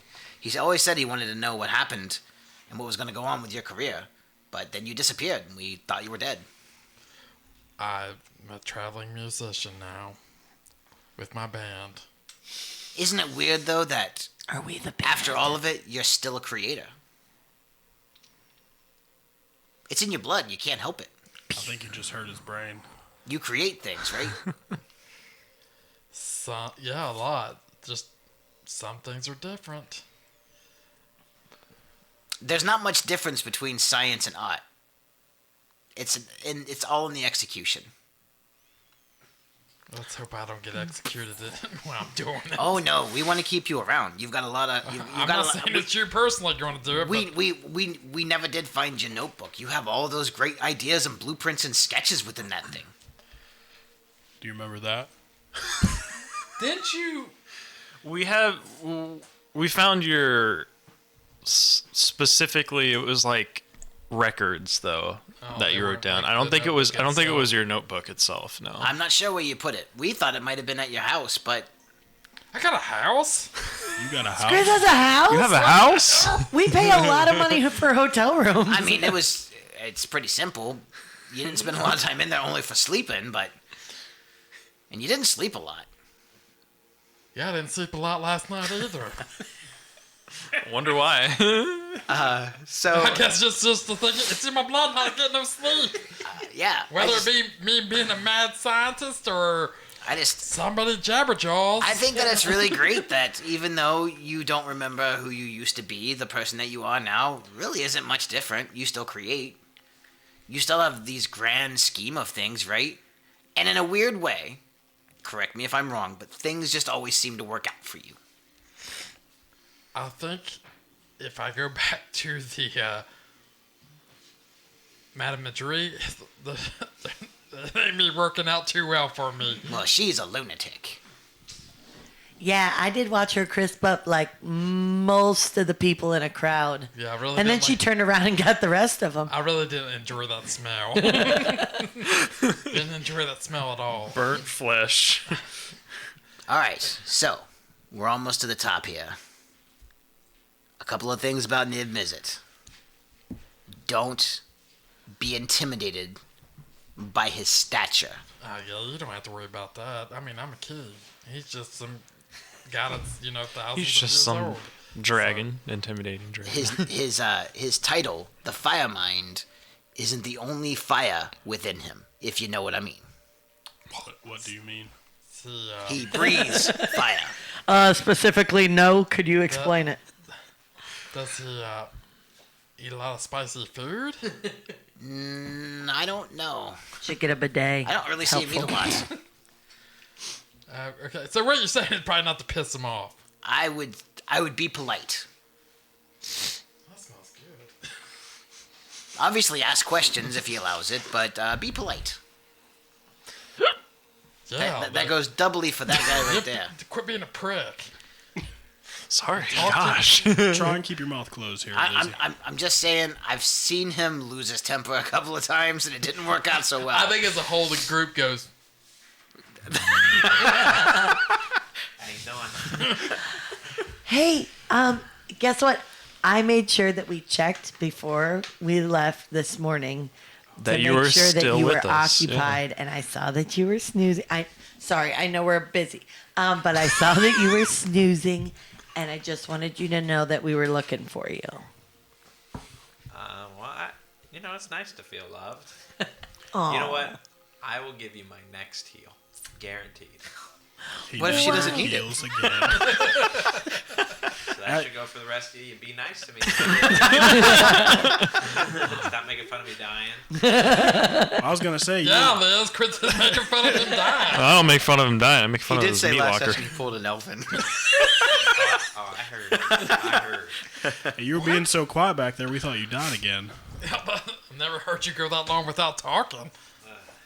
Like, So I guess from last night, Rocky and my dad made up for that. you make it up to the very, very pinnacle of the tower, and the round platform. I don't know how else to describe it. The stairs kind of pull off. It's all this sort of carpet type material on the ground. It's all red. There's like blue trim along it, along the walls that go along it. So it looks like it's a circle of blue and then a circle of red, like mostly red, a little bit of blue. Like if you took a red circle and outlined it in blue, I guess is the best way to describe it. There's a pathway that leads out what you would assume to be some sort of a balcony, and there's two massive bronze doors with it's got the giant crest of the Izzet at the top. Well, that's where he lives, sleeps, eats, does science, does all of his things.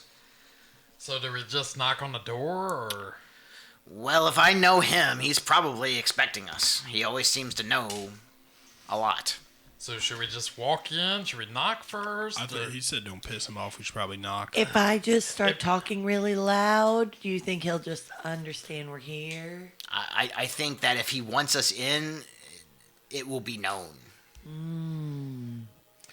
So, we going up there? I'll knock on the door. I'll come with you. So the distance from the steps to the door it's almost 50 feet. So this is a huge area in here. So you walk across. On the walls, which is basically the ceiling, it's rounded at the top, almost like a crescent moon, I guess is the best way to describe it. It looks like almost like two crescent moons on top of each other. There's a big bar of, it looks like gold at the apex, and then a big silver bar across the other apex. So they crisscross in the middle. There's various different pieces of art that look like they've been etched on there, burned into the top of it, like a laser machine. There's no color within Like it. a It's beholder? all almost like, it almost looks like hieroglyphic sculpting. But the intricacy of the details on the ceiling are phenomenal. You see depictions of what looks to be armies clashing. Depictions of a demon pointing out towards the like kind of hovering over the rest of them. You recognize the shape almost immediately to be Rakdos. You see these massive wings in another depiction that just dwarf the armies. And this big, almost serpentine-like neck, kind of with fins coming off of it, looking down at the rest of the armies, but not in like terror. It almost looks in sadness. The different panels depict the different stages of the war, and eventually you see what looks to be some sort of a piece of paper, and you see 10 different figures surrounding this piece of paper. You're assuming this is the depiction of the guild pact being signed. That snake-looking creature, is that the one you were talking about? The snake is on the move. I don't know much about it, but maybe. Can I see if he's lying? Yeah. Not knowing. Go for it. Had to get it rolling real quick. That's not gonna matter. 8 plus like 2, 10. You don't think that it is, and the reason that you don't is because its body has legs and a tail. Oh, so you don't even think it's a snake? I just said that it had a serpentine-like neck. Oh, So we said, cool, snake, moving on. I'm just gonna keep walking towards the door. So as you take in all the sights, you walk towards the door, and as you do, the door seems to open on its own. And inside are these little floating spheres of light. It looks very similar to the dancing light spell, but they're everywhere. Up above, this chamber itself it almost looks like there is no ceiling. It almost looks like it's the sky above. kind of like the nightclub. Very similar to the nightclub. The little lights dancing across the top there not only illuminate the room, but they make it feel very warm in here. Not temperature, just the atmosphere. At the furthest part across, there's a set of huge, massive steps. They're very big for normal-sized people to walk up. They're probably 50 feet wide and maybe 20 feet high each step. And it leads up onto this big open platform that looks out over to the city. The distance from the door to the edge of this platform is probably 300 feet. It looks like it should not be able to be contained within the dimensions of the tower. It looks like you are in some sort of space beyond space. Just using general geometry going, well, the tower was this big around. We should be actually floating out in the middle of the city. Within this room, you can hear the humming sounds of electricity crackling through both the sky as little flashes and arcs of lightning kind of go across, not hitting or striking anything, just constantly there, constantly fluttering, illuminating the room and making it go a little bit darker. You see little tiny automatons organizing books and paperwork, from what you can tell. They look like little tiny miniature people, maybe about 1.5 to 2 feet tall, with those same blue glowing eyes, bodies made out of a bronze-like material. They seem to be working on organizing a bunch of papers and notebooks, getting them put back. You see what looks to be some sort of like a big pillow. There's no other way to describe it. It's like a big mattress. It kind of hovers above on the left-hand side of the room. You're not sure if it's suspended magically or by an invisible means. There's not really a desk area in here as much as there are just tables. A lot of the furniture seems to hover at various different heights within the room. The floor itself seems relatively open, as if there's not much on the floor. The room itself is circular shaped, and there's a giant the insignia of the Izzet is painted on the floor in more color and detail that you've seen. Blues and reds and fire across the top. This insignia actually looks like it has a yellow eye, where the other ones you never saw that. On the platform overlooking the city is a massive shape. A giant red scaly body with a tail that drapes across the bottom parts of the steps. The body itself is, it looks like a dragon, like a red dragon, but slightly bigger than what most red dragons you have heard of. You've never seen one. Maybe in the skies from a distance, but never usually up close. It's sitting out on the balcony, curled up almost like a cat, with its front paws and back paws sort of hunched up together, and it almost looks like its head is laying down on its paws. All you're seeing is the back of it. It's breathing sort of casually, calmly, not really seeming to notice much of what's going on in the room, and definitely not seeming alarmed that you're here. Next to the dragon is a man wearing a blue robe, a blue hooded cloak.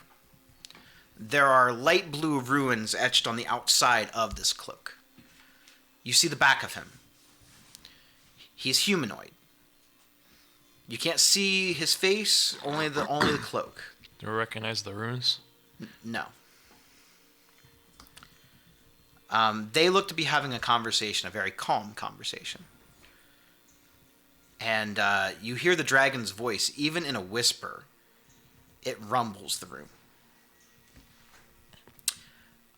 And the person in the robe says, "You have company. I think that I should be leaving. We will discuss the rest of our business later." The dragon kind of lifts his head up just a slight bit and kind of nods.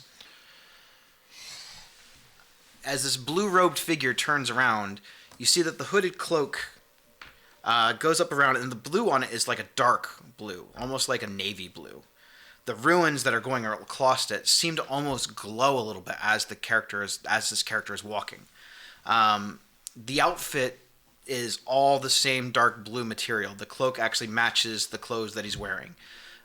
His eyes are whited out sense of like blue. If you didn't know better, you'd swear this person was blind. There's dark hair, very short. He looks young, maybe in his early 30s or late 20s. And he walks with a confidence that's odd for someone with no type of armor and who looks completely unarmed. You notice that his belt that he's wearing has these same etched runes across it. And in the middle of his belt is a giant red jewel. His skin itself looks like he almost has these same runes either painted on or magically etched on part of his face. Dad, who is that? So he's walking towards you, and he kind of gives all of you a nod, like a courtesy, respectful nod, but doesn't say anything, and just walks past. And when he gets past, I just like nudge, scratch him up. Who is that? That's when the dragon starts to talk. "We will tell you about him later." When he does speak, I think Skriznet's like, "Her," and then does like a quick, takes off his crown and like tries to do a bow to the dragon. Oh fuck! I got good on performance. 11, but for me, like I bow and drop the crown, nervous. pick up the crown. Oh hell! I think you know who I am. We have met before. That's what I've heard. I have heard. Rather, I should say I have seen. You're having problems remembering who you are. From what they say, I guess I am. Or do people want to just put memories in? I don't know. What? I assure you we're going to get to the bottom of that. So it is true. I'm from the Izzet, and I was something more than just a test dummy for you all. And it's about that time he raises his head up, and his neck extends, and he starts to stand and like stretch out almost like a cat. And you hear him kind of, it's not really like an aggressive growl, it's more like a grunt, like stretching the muscles out.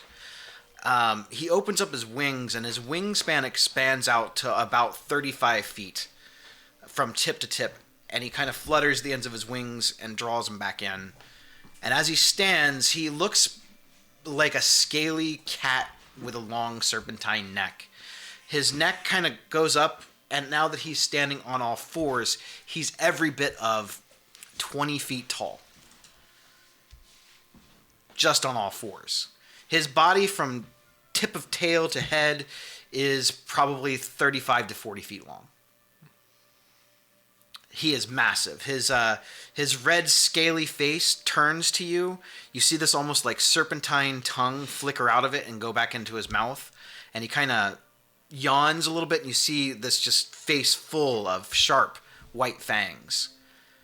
On the side of his head, he has these fins that kind of come out almost like a fish. I will show you guys a picture later, but I'm trying to like paint the image for you. That's right.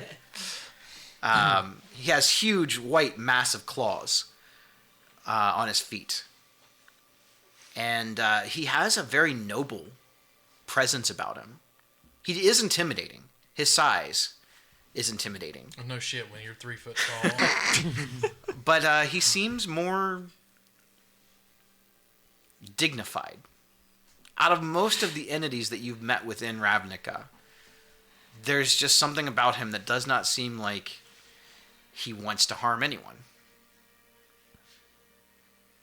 So, I've been keeping my eye on you, and I was wondering how long it would take before you wandered to my house.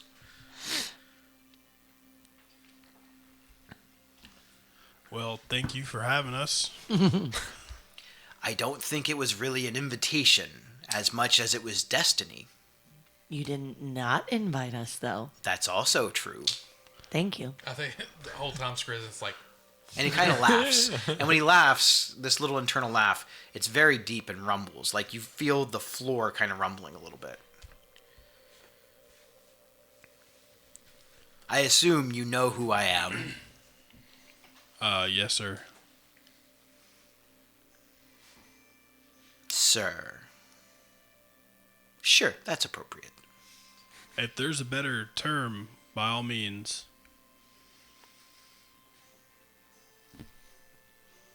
Whatever you want. Whatever is comfortable to you.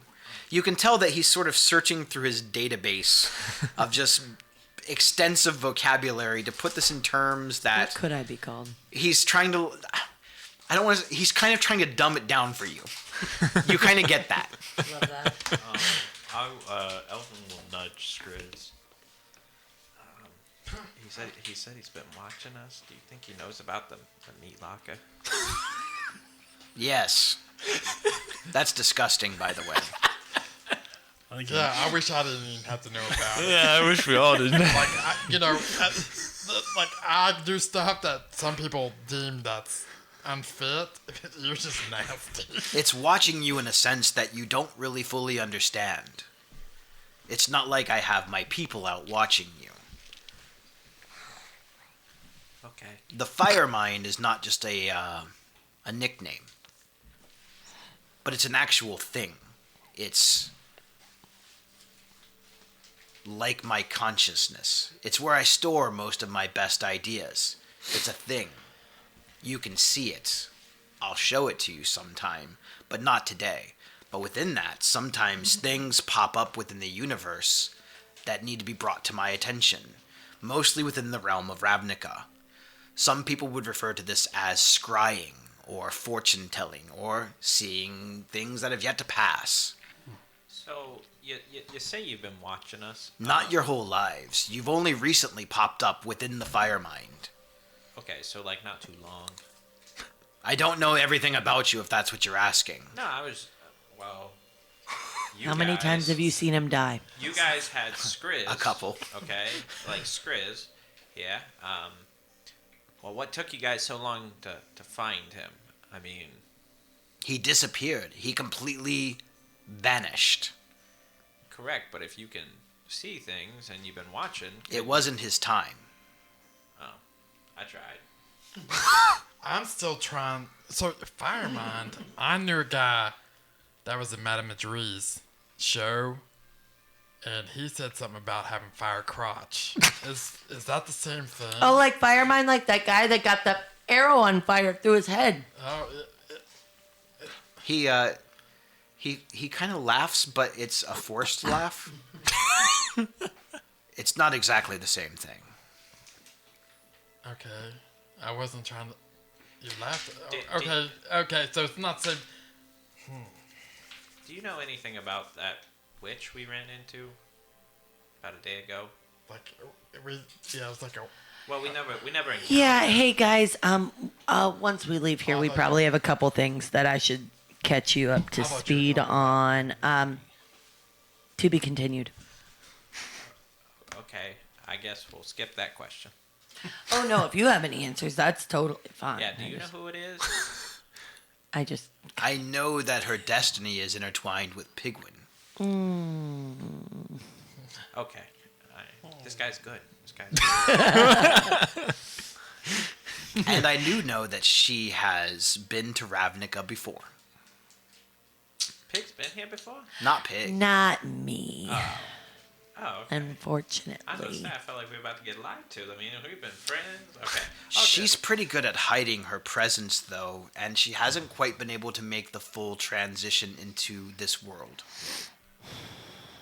So I don't think we should play that song anymore. That might not be helping. There's a reason that it's illegal. It wasn't my fault. It was Tormund. Tormund's. Don't correct me when I'm talking. Sword times. And he made me sing it, and I lost control. And please don't squish me. That was the He's first dead time. What about squish. the other 3 times you played it? Yeah, he is right. You did play it. 3 times? I must have been drinking that night. I don't remember doing. The Firemind does not see all of the goings on within Ravnica, Yeah, it's only like, those shut your that pie are holes. pertinent to its destiny, perceived dangers, or positive things. It sees those. But it's not like I can look into it and say, hey, what happened to so-and-so when they were a baby? I don't know. I don't know anything about that. So, does the fireman know how to bring back my memory? No, but the person who just walked by you would probably be a better person to ask about that. So who is that? We'll get to I that. can go run him down. You didn't couldn't have go gotten too far. far. He and I have business to discuss. I believe that his fate is heavily intertwined with the salvation of Ravnica. We have business too with you. Yeah, tell him, Rocky. Thank you. Yeah, so we brought Scraz back. He was captured. And I feel like you keep seeing us through your Firemind, because all these kind of missions or jobs or contracts we've been doing have all been sort of connected. And it's kind of piecing together some sort of ungilded rebellion that may be going on. And since you were here when the guild pact was signed, I would dare I say the oldest living being in Ravnica. Maybe you may have. As you're some talking, you see him insight. sort of looking around at different things, and he starts flipping through pages of some of his big books. He looks like he's completely not listening to you at all. Don't worry, I do the same thing. Hey, we came here. We spent a lot of time. We demand you listen. Shut up, Roman! You trying to... It's respectful. No, you... Dad, I remember the inside the room. All right, and I'll get right to the point here. Do you know anything about the Firemane Trying Angels? to get me caught up with you. The Firemane Angels have always pledged allegiance to the Boros. Apparently, there's one that may be a little bit rogue, I suppose that's possible. but nothing's come across the radar there. I told you it doesn't really work like that. It could have just, popped up. Not that you were looking for it. Do you get so? Dare I say, what we're doing is the good side. Do you get any pop-ups of like the bad side? What other people may be conspiring to do? You see his like serpentine neck sort of bend down and kind of wrap around where you're at and start looking at this other thing over here. I think that I don't really fully understand how I'm able to see things through the Firemind, but I do know that it's where I keep a lot of my best ideas. I've also seen things in there that led to the inspiration of some of my best ideas and creations. It's almost as if this consciousness is not just my consciousness, but the consciousness of many beings throughout the multiverse. That's wild. If I understood it, I would be able to help you more, but I don't really fully understand it. Well, let me direct my questions then to more answers that you may know and not what ifs. What can you tell us about the 10th District Guild? I can't tell you anything about it.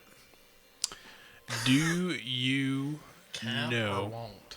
Can't. Okay. I had a feeling as such.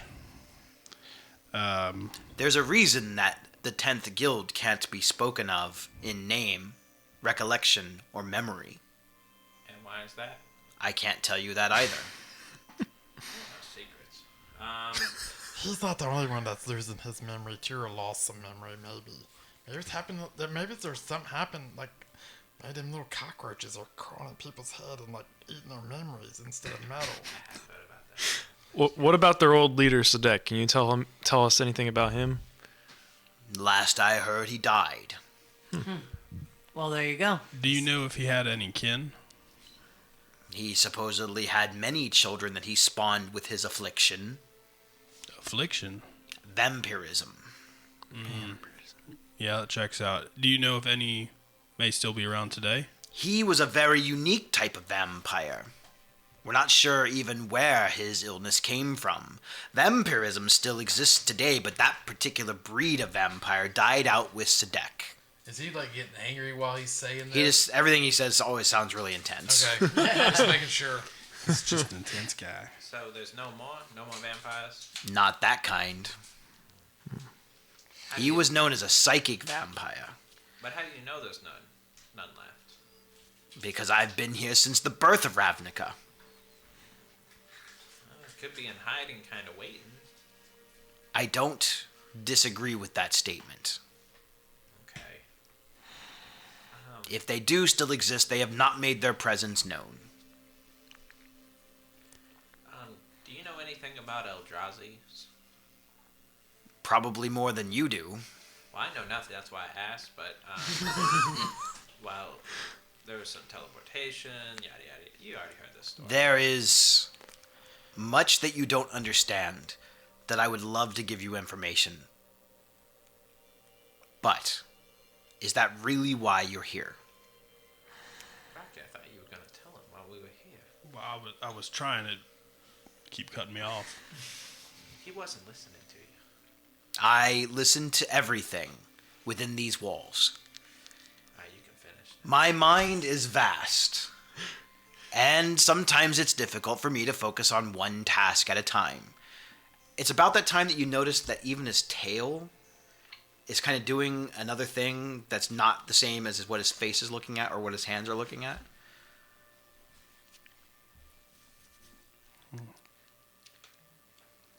So, why did those ogres want my dad, my father? They want him to replicate the technology that you used. Your teleportation device. But don't they know that? I guess I was the only one that could do that, or are they just hope they think that everybody's lying to him, or They must not have gotten those cliff notes. what? What I a think footnote. that they thought What? recruiting you would be the best way to jog your memory. When they found out that they couldn't get the information from you, they went to the second source. How would they recruit me? What do you remember before you joined the Rakdos? I remember an explosion. And before that? I don't remember much else before that. I remember being a attendant here. The pieces I remember is just being stuck in equipment and used to test stuff. I myself am a very powerful, telepath, and you have some sort of mental block within your brain which inhibits me from reading your mind. You don't find that odd? It's not something that I go around doing, reading people's minds without their permission, but I've tried because I felt that the key lies within you. I don't find it. No, why would I find it odd that you can't read my mind? I can't read your mind. You're don't not a find that odd? telepath, are you? Well, I don't know. I mean, There's a lot of stuff he's been missing. I'm finding out I used to be a great scientist, and now I'm king of the goblins, and maybe I am a telepath. Nope, not getting anything. I think it's the walls. So, yeah, why would? Yeah, I don't understand. Madame Madri has not been loyal to the Rakdos for a very long time. So you're saying there might be an opening soon? Sure. Moving on Exactly up, here what we go. he's saying. Leader of the goblins, leader of the Rakdos. Like, I'm right below Rakdos himself. That information I got from an informant. So, is there anything Rocky can do about it? Not unless he can bring my informant back from the dead. Then how did you get informed if they're dead? We had many conversations before his untimely passing. Oh, through telepathy? Over dinner. Oh, Who oh. who was your? I forget what. Sometimes the term easy answer is the right answer. Draven Vey. There it is. I knew it was gonna come Yeah. up. I feel like I've heard that name before. I'm going to put 2 and 3 together here pretty soon. And I just go in the corner. He was not employed by me, but I did employ his services. That guy is everywhere. He seems to be kind of the middle point of everything that we're investigating around. I believe that his master had him entrenched in many things. You think he's related to the Draven Bay we've been talking about like the other 3 times? Do you think that's the same person? It is possible. Almost No, I even think they're probable. Did you say he got toasted that first day we met? Is that the same one you're talking about? That would be him. I know where he's at. Well, Well, it remains. he may not Parts be of him. parts of him. So, I know the general area he was at. I liked him. He was very honest in a weird way. He had a lot of secrets too. He had a And burning desire. A lot of mental blocks. Wow. I wasn't able to read his mind very easy sometimes either. Is it the same kind of mental blocks that you're getting from Skriz? It's, I think, the same technique. I don't know that I would say it's the exact same process. So, like, you have the fire mind, like he had a whole fire body. Sure. It's a horrible. Do you know who Draven was working for? Do I know his master? Yeah. No. We haven't been able to get a clear answer about this as well. Lots of unknowns in this guy. But he seemed to be along kind of the same path that we're on. We just seem to be a little bit behind him. Yeah, I don't want to end up on the path that dude's on. I mean, I had suspicions as to who he might be, but as far as his actual identity, unknown. So his real name wasn't Draven Bay either. Well, I think his name was Draven Vey. I don't think his master's name has ever been revealed. But I think that he was on to the fact that there was some sort of dissension, some sort of plot to destroy Ravnica. And I think he placed Draven Vey in various places to gather information to stop that from happening. I think his master is our ally.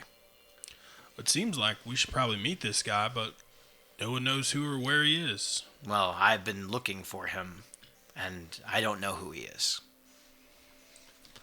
Is there a possibility that there's more than one Draven? Probably no. Does he with no face mean anything to you? That is something we've heard about before. Something we heard in Draven's notes. I think that he's similar to you. Me? I believe that he can change shapes. Oh, I guarantee Draven's a lot like him. I think his master is a lot like you. Oh, Yeah, you don't listen. I don't think that he uses magical means. I think it's a natural ability. I think that's why he's been able to keep his identity a secret. You know, I will say this: the only way you can get me out of this form is if I change myself or die. Both are very likely to happen. We can just go around stabbing people until we find the That seems like a great idea. I feel like That was one that's going a hell of a little finger scorched doll. earth. I don't know if we're quite there yet. I feel like you're just trying to pack the meat locker. Don't worry. Just fireball an area of innocent civilian. joking. I just think there's better ways to go about it. The meat locker? No, stabbing everyone. Oh, okay. Oh, definitely the meat locker too. Tell him. What, that it's gross? Yeah, It's he gross. needs to hear it again. Have you seen the finger puppet and he sleeps with the finger puppet's thumb in his mouth? You seen that? I mean, I don't watch him all the time or anything. Well, be lucky on that Well, one. be lucky. We've seen a lot more. We've seen some shit. The things I have seen lead me to believe that he is as much a part of the future of Ravnica as anyone. I know, that's hard for some of you to swallow. But I think fate has intertwined all of you on this path. It's not an accident that you all happened to be there on that day when Draven Vey was killed. I just think he's in the wrong guild. I think he should be like in the Simic guild or whatever they're called, that always like body parts and attachments and whatnot. They're not quite the mad scientists that you would think they are. They've made many advances in prolonging and extending the life of the inhabitants of Ravnica. Most of the medicines, antibiotics, viral treatments, more so the discovery of viruses, was through them. Oh, I thought that was Golgari. Oops. The Golgari feed and dispose of the organic materials. Did you see Draven Bay die? Like, what, could you vision No. that? You didn't get to see it. Okay. It doesn't work like that, but I did hear about it. Okay. I'm just trying to think. Who was there that's a pretty prime target? Did you see your dad there? Not that I recall. I mean, there was a lot going on though. He wasn't in the water barrel. Draven And he Vey came late. was the target. Yeah, but like, as in like, so Madame Madri did her thing. I mean, there had to be some kind of informant that let them know that Draven Bay was going to be there. Well, after I have pieced together the things, I believe Madame Madri was hired to kill Draven. By the faceless man, or And I don't think the Faceless Man hired her. I think that this heir of Sadek had a lot to do with it. And as he says the name Sadek, this sort of like, it comes out sort of venomous. you got bad blood with Sadek? I mean, He was an evil person. And I think he was evil long before he traded his soul for immortality. Well, that didn't work out so well for him, did it? Yeah, he's not living anymore, so that's a bad deal, right? Immortals can be killed. They just live natural lives. I'm immortal. I guess I'm immortal. I'm not. I mean, I can still like die. It's just like, if I'm not killed, I'll just kind of stick around. He was one of the biggest opponents to the idea of the Guild Pact. He felt that he should rule all of Ravnica. I mean, all of them back then felt that they should rule Ravnica. But his voice and Rakdos were the two loudest voices. Rakdos signed and came along with it much quicker than Sadek did. I mean, so with all of this, I mean, what do we do? I mean, what are we supposed to do? You have all these people getting murdered for little things, I guess, information. I mean, what do you suggest we do? I think that Aligning yourself with the Order of the Guild Pact puts you in a position to obtain information that you would not be able to obtain otherwise. It's kind of what we're thinking. Do you But I think, don't think that they are your friends. If you had to pick somebody in the guild pack, who do you think, like, just theoretically, who would lie, who would try to get the upper hand, maybe take over the realm of Ravnica? Judge Moldrin View. Didn't have to think hard on that one. He's the most ambitious and believes that Ravnica should be ruled by the just and lawmakers. He looks down on all the other inhabitants, but he does it with a smile on his face. do We you can know if tell. he's corrupt at all? He is someone I wouldn't trust. Is there anyone within that you would trust? Oddly enough, Copernicus is very trustworthy. Well, looks like we chose right for once. The centaur, the vampire would just as soon drain your blood above anything else. Yeah, for all we know, he's a descendant of Sedek. He is not a psychic vampire. Well, I mean, he doesn't necessarily have to be the exact same, right? If he's got spawn everywhere. I have evidence to believe that there is a psychic vampire running around within the city of Ravnica. Oh boy. Do you know where the last place he was seen? No one has seen him, that's the problem. Could he be a changeling? And a vampire as well, no. Oh, that's good to know. Changelings, in a weird way, are immune to vampirism. That's OP. Do you know anything about the person in It's the? only Ravnican shape changers. For the lore people, it's only Ravnican people. Do you know anything about the 10th chair in the or the guild He pact? said he's not going to talk about it. Well, we didn't ask directly about the 10th chair though. Do you know anything about Tenche? Why do they keep the chair? It's supposed to be symbolic. We were told that something from that chair is watching us while we're there. In some way. We can't sense it, see it, hear it, feel it. And nobody's seen this psychic vampire either. They do got a cool logo, though. Insignia. It's the little things, you know. Yeah, the beetle insignia, that was the 10th Guild's insignia, right? It was. It was, like, as in past tense. Like, they changed it up a little bit. They don't exist anymore. Well, that's where Draven Bay was They from. destroyed themselves from within. I knew it. Who did I tell? Scraz. Me and you? Yep. There was a civil war within that guild. The people turned on Sedek. He wanted to take them on a bloodthirsty revolt. He tried, and failed. The Guild Pact would not allow it. The Guild Pact's laws are enforced magically, and they're enforced harshly. So the 10th Guild was destroyed by the Guild Pact because they Most tried of them to... were killed off during the assault on the city. The remaining few squabbled over who should lead. So, I guess I'm just having trouble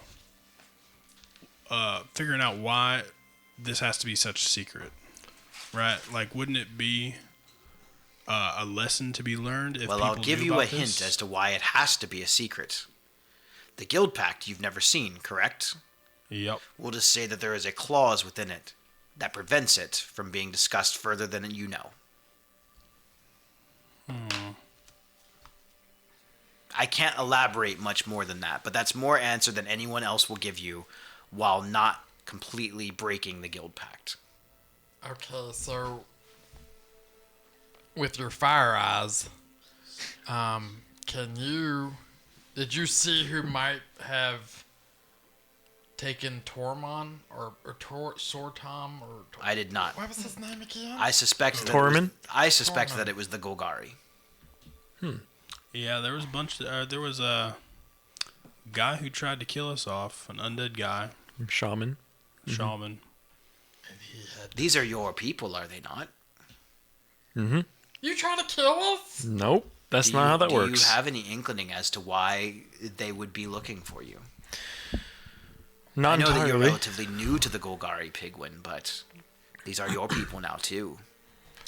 I know I'm new, and there are, let me be clear, there are definitely people looking for me, but I don't think they're from the Golgari. Interesting.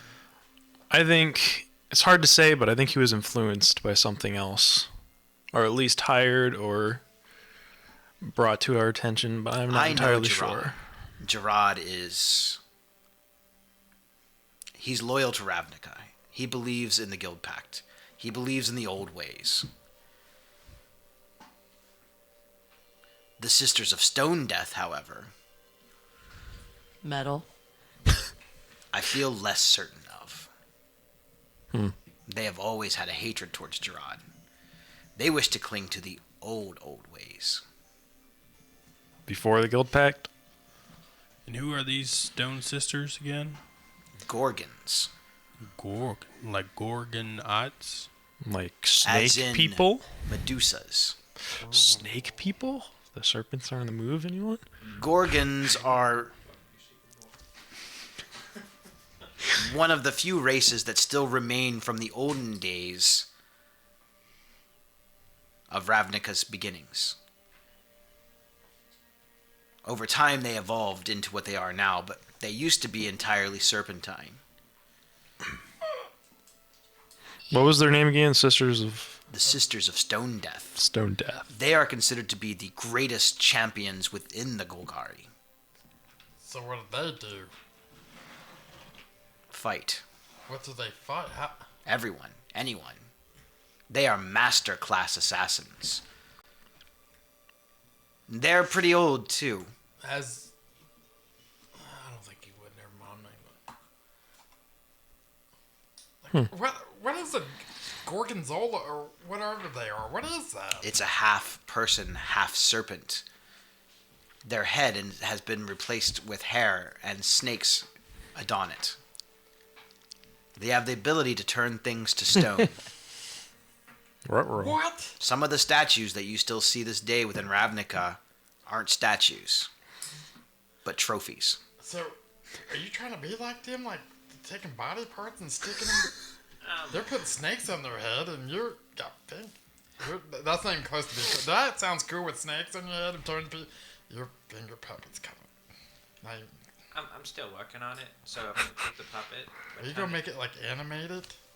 Yeah, but like people I hated, I'm gonna put one body together and embarrass them in front of everyone. How can you tell who it is if it's just their hands? It's gonna just be a freaking zombie Clyde. No, it's not gonna be just the hands. It's gonna be feet, leg, head. I'm gonna make a whole army. Oh boy. So, you're in the wrong guild. I think you can make a whole army of fingers. No, body parts. Like, okay, say I kill a guy. Sounds more like the Golgari or the So say I freaking kill- Simic. Not you. Or say I kill anybody. How many people do you hate? Do we count like when I was younger? Where do you want me to start? I don't know. This is your hate puppet. So, and you'll see scoff fog start to form out of my hand. You see this vial that's in here on this? Once this is filled up, things get really fun.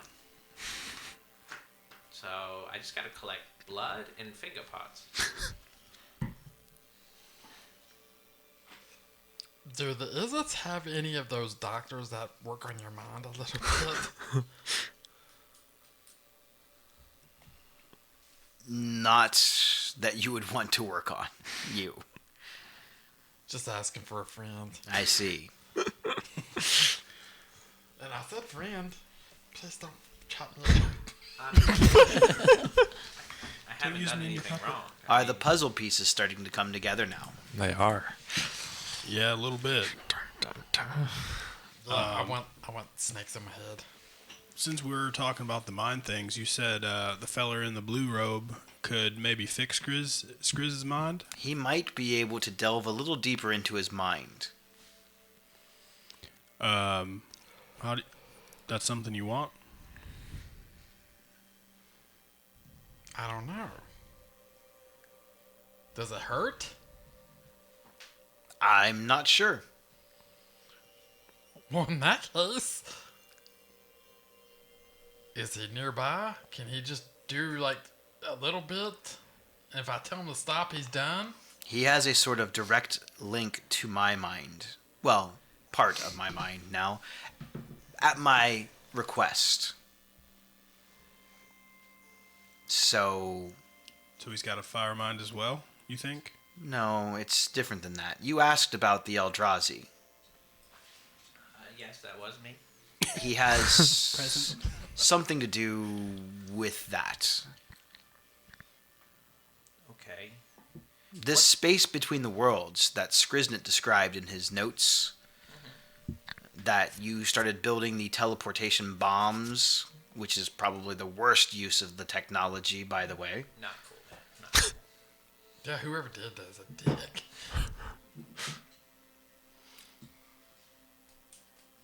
Was that the end goal? Was teleportation bombs? That was your end goal. You said you needed to protect us from those who lived beyond the veil.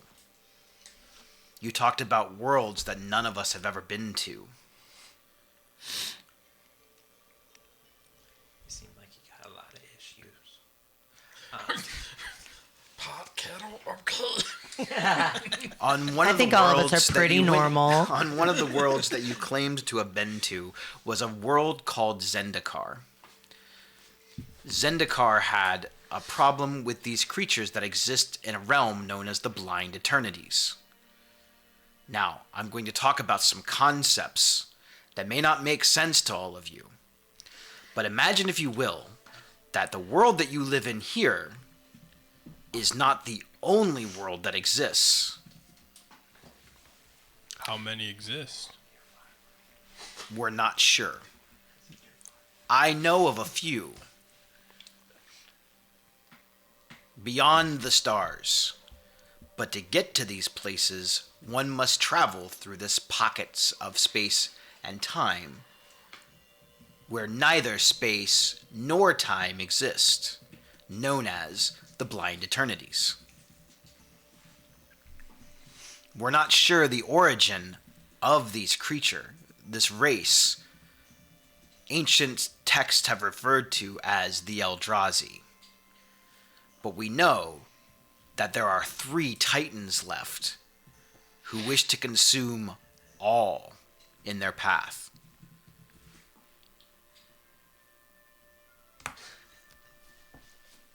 It's not hatred. It's survival. You say there's 3 titans. Just for my own personal note keeping, what are these 3 titans? They are creatures beyond description, Okay. massive in nature, devourer of worlds. Do they have names? I dare not speak their names here. Okay. You may be able to talk to another one of my friend the telepath.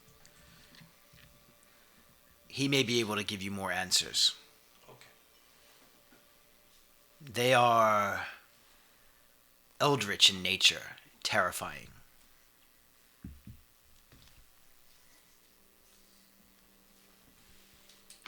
You described these smaller ones as tentacled monstrosities, eyeless, voiceless, nameless, shapeless, yet taking form all at the same time.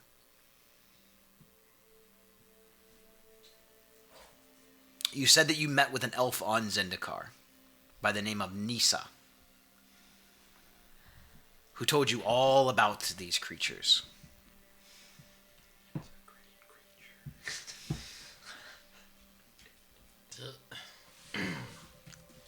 Did I have notes on this, like with my conversation, or is this just from what I've told you? It's what you told your scientist friends during one of your first teleportations where you disappeared for, in Ravnican time, was a few days. To you, you described it as though it was months.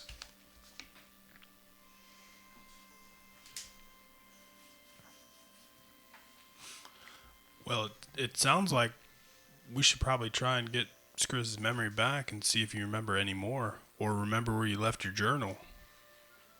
I feel that the Eldrazi are a Zendikar problem presently.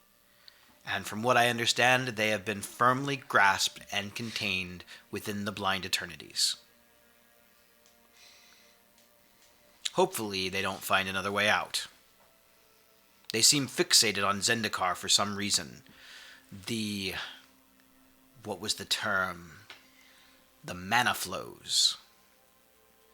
The essence in which all magic forms in the universe are very strong on Zendikar. And it's something that the Eldrazi crave.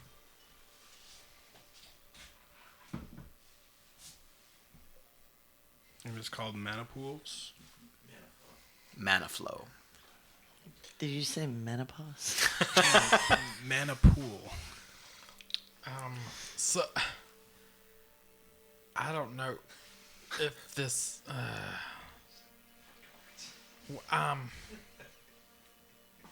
what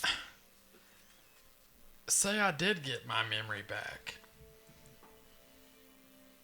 Aren't we better off that I don't have it? In case, what if I got my memory back and then they find out and then they come for me to get the information on those teleporting bombs? I think that you are aware, and I think you'd be much more prepared for it. I have faith in your abilities to protect yourself now. You're not just some scientist anymore. You've gone out into the world. You've seen things. You've grown as a person. I know you still think that you are this cowering creature of no stature at all. But look at all you've accomplished. And you have your friends now. And you're level 4. Yeah, I've got 3 good friends. And this guy right here.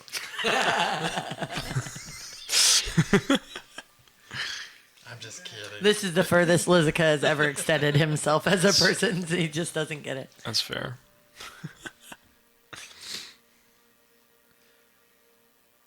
Let's do it. It's about that time that you hear in your mind, Lizica, you hear the dragon speak to you. I know that you have secrets too. I won't pry too deep. I understand why you keep them. I just not mad. You just see him like nods. He just sits there. Yeah. Indeed. He always just kind of seems like he's having a conversation with himself, like, yeah, I'm going to kill all these fucking guys. Just look at him and be like, "You're talking to your best friend?" Yep. I'm talking to my fox, don't worry. So, my advice, continue on this path that the Order of the Guild Pact has set you on. Perhaps you will find more evidence that will lead you to whatever corruption is within them. Trust them only as much as you have to. But do not assume that they are all your friends. Can you like write a note to tell them that we saved Skrasnut so we get our money? I will make sure that the word gets back to them as soon as possible. Okay. And That you have delivered good on your promise. can we make sure he doesn't get kidnapped again? He will be staying close by my side. And Dad, can I have that Shocky machine? Make a persuasion check. I like how you just snuck that in there. That was very childlike of you. Hang on. Hit. I am going to cast. Did you say persuasion? He's casting guidance on you. Hey. Plus D4. Plus a D4. Yeah, Or persuasion. do you not need it? You didn't need it. I mean, it's. It'll be useful. I think Actually, D4. Yeah, it should be. I believe so. Trace. Be 20. He reaches into his Rolled a pouch. 9. Wait, hold on. Hold on a second. My bad. When I'm doing. Oh yeah, if I roll a 9 or.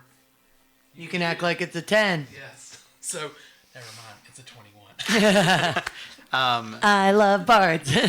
Skrasnit reaches into his pouch and pulls out the copper-shaped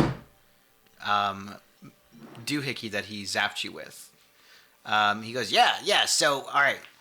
The thing is that you only can expend the power source on it, like, once per day. Maximum, okay? And there's no guarantee that it's going to revive the target that you want to revive, which is the best use for it, I might add. It also works pretty good at stunning things. It's actually much better at stunning things than it is reviving things. But, Dad, you had me at stun. you are now in possession of a goblin defibrillator. Goblin defibrillator.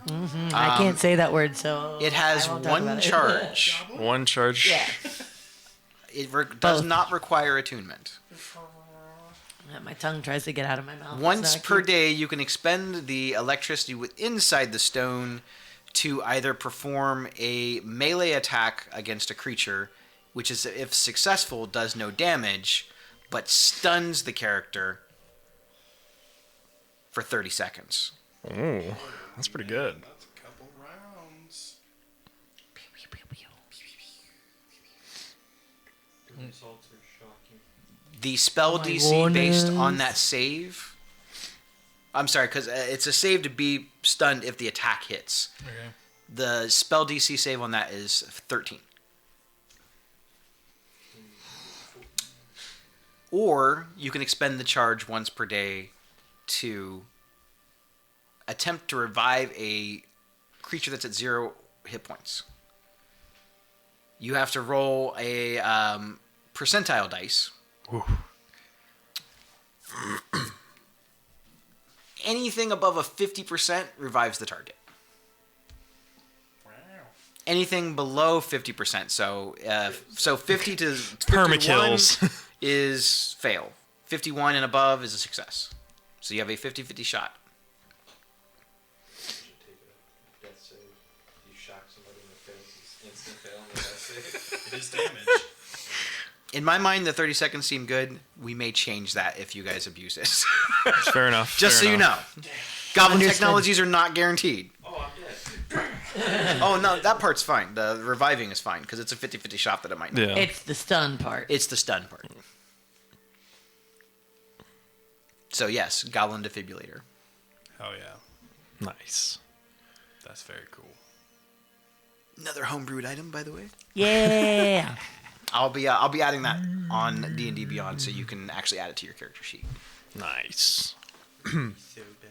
I almost gave it to you. Thought about it, but then I'm like, Will it be really useful in a dead man's hands? He's got jokes. So, you know what you should do. Is there anything else that you need to ask of me? Did you get those eyes because you needed glasses? No. I created them. I invented them. They help me see better. You just seem like a glasses kind of guy. Thanks. Oh, you're welcome. I mean, coming from one glasses guy to another. Hell We yeah. could give you new eyes, too. It is quite expensive, though. And there is always the possibility that your body would reject the implant and you'd just be blind. whoa, okay, I just thought of something. Just kicked in. Snap, like that. You said expensive. Can I have a watch? What would you do with one? Tell time. Okay, on the other hand, how many people do you know have watches? Very few. And they're very expensive. Most of the people who adorn watches were gifted the watches. How many Boros were gifted watches. You see him kind of digging through his mind. Is somebody gonna have an answer for this finally? None. Fucking knew it! Most of the gifted watches came from either high dignitaries, guild emissaries, or is it members themselves among the high council of scientists and inventors. The resources needed to make such a piece, compact like that, are complicated and expensive. You've seen one of these devices. Where did you see this device? I saw it at the Boros on a guard. On a guard. Yes. There's no way that a guard could afford a watch. That's what I said. And I can't get it through some people's heads. Where was this guard? The guild hall. At the Boros Guild Hall. Did he try to impede your investigation in any way? Yes. Well, his name was Jeff. If that helps. It I mean, doesn't. on top of having a watch, as a Boros guy, his name is Jeff. I mean, how many goblins do you know named Jeff? None. He was very rude. Like That's- we tried that's to go interesting. in. We tried, Well, we I tried mean, to find that being rude as a goblin is not kind of out of the nature. We were trying to find our friend on an investigation. 'Cause we didn't know where he went. He wouldn't let us inside. I don't think that was the same goblin we're talking about. No, that was a different goblin. Actually, that was the elf. That's the problem. You say we all look alike? Yeah. So anyway, yes, goblin guard I think he's a rank higher than you. How did he impede your investigation?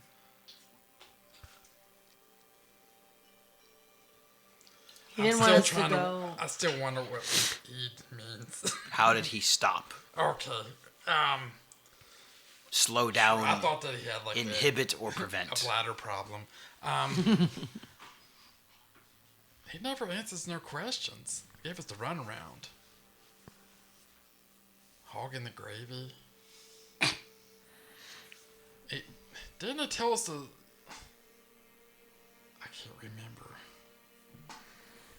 But he seemed odd.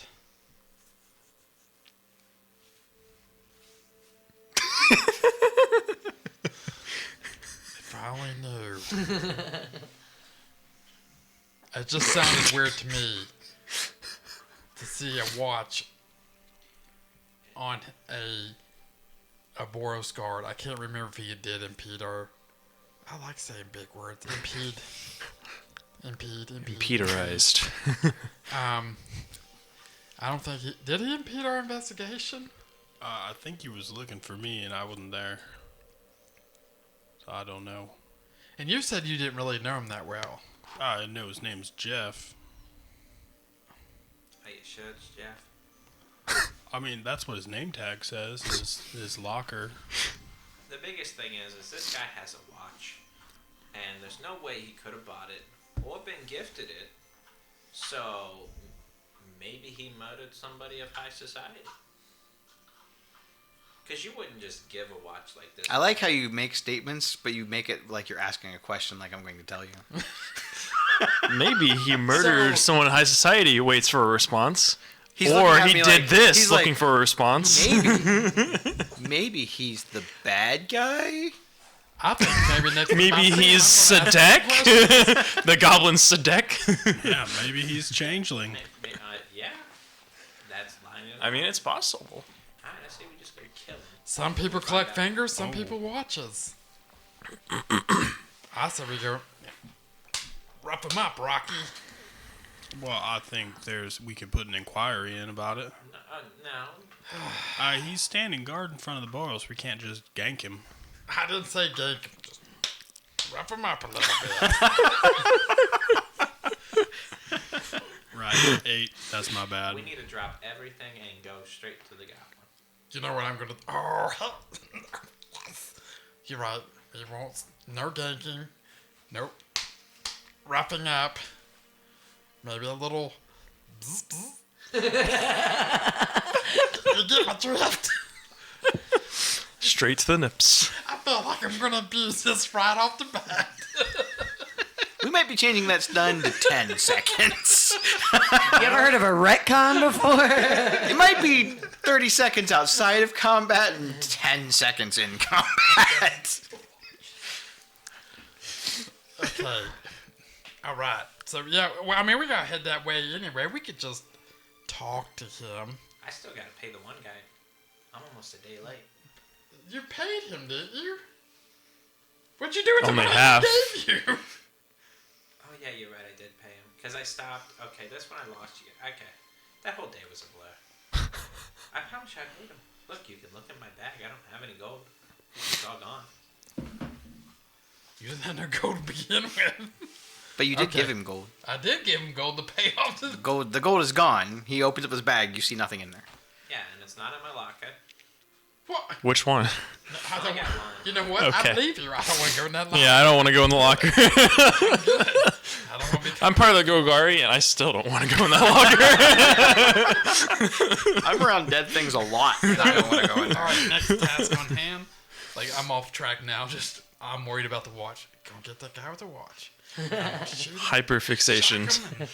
Yeah, right in the nipples. I think we know where we stand. We know what we need to do next. Yep.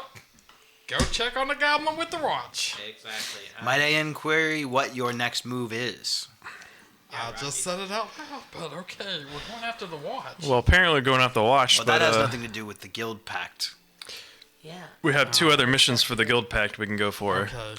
Well, we can go and look at some Selesnya trees or a Simic lab that was sunk in the ocean. Sunken lab or some trees that have been dying. I say, I mean, I like trees and I like oceans. I can't swim. So we're going Well, that to the sucks. ocean. I guess we could build a boat out of thumbs. I believe you were also instructed to help find Tormund. We are. That's correct. Also, and you don't know anything about that, do you? I think I asked that. I can't remember. I think Just we that did. he's gone. My memory is horrible. Yeah, we're not really sure where to start on that one. I mean, we went to the Yeah. nightclub already. They didn't know anything. That's kind of the end of the path. Talked to his brother. So,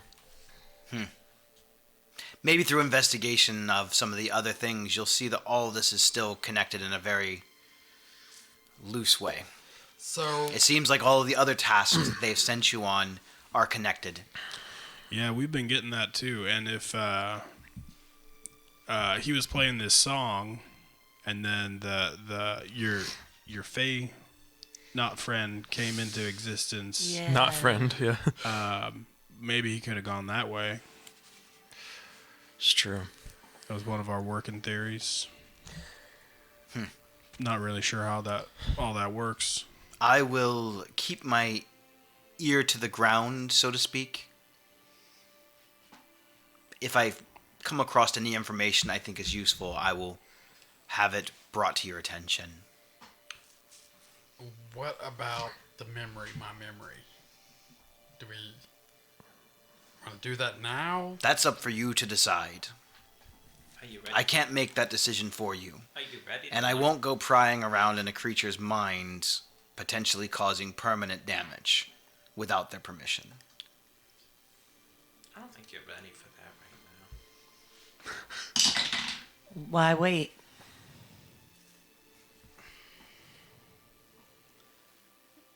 He's not ready for it. Could always do more missions and see if he's ready later.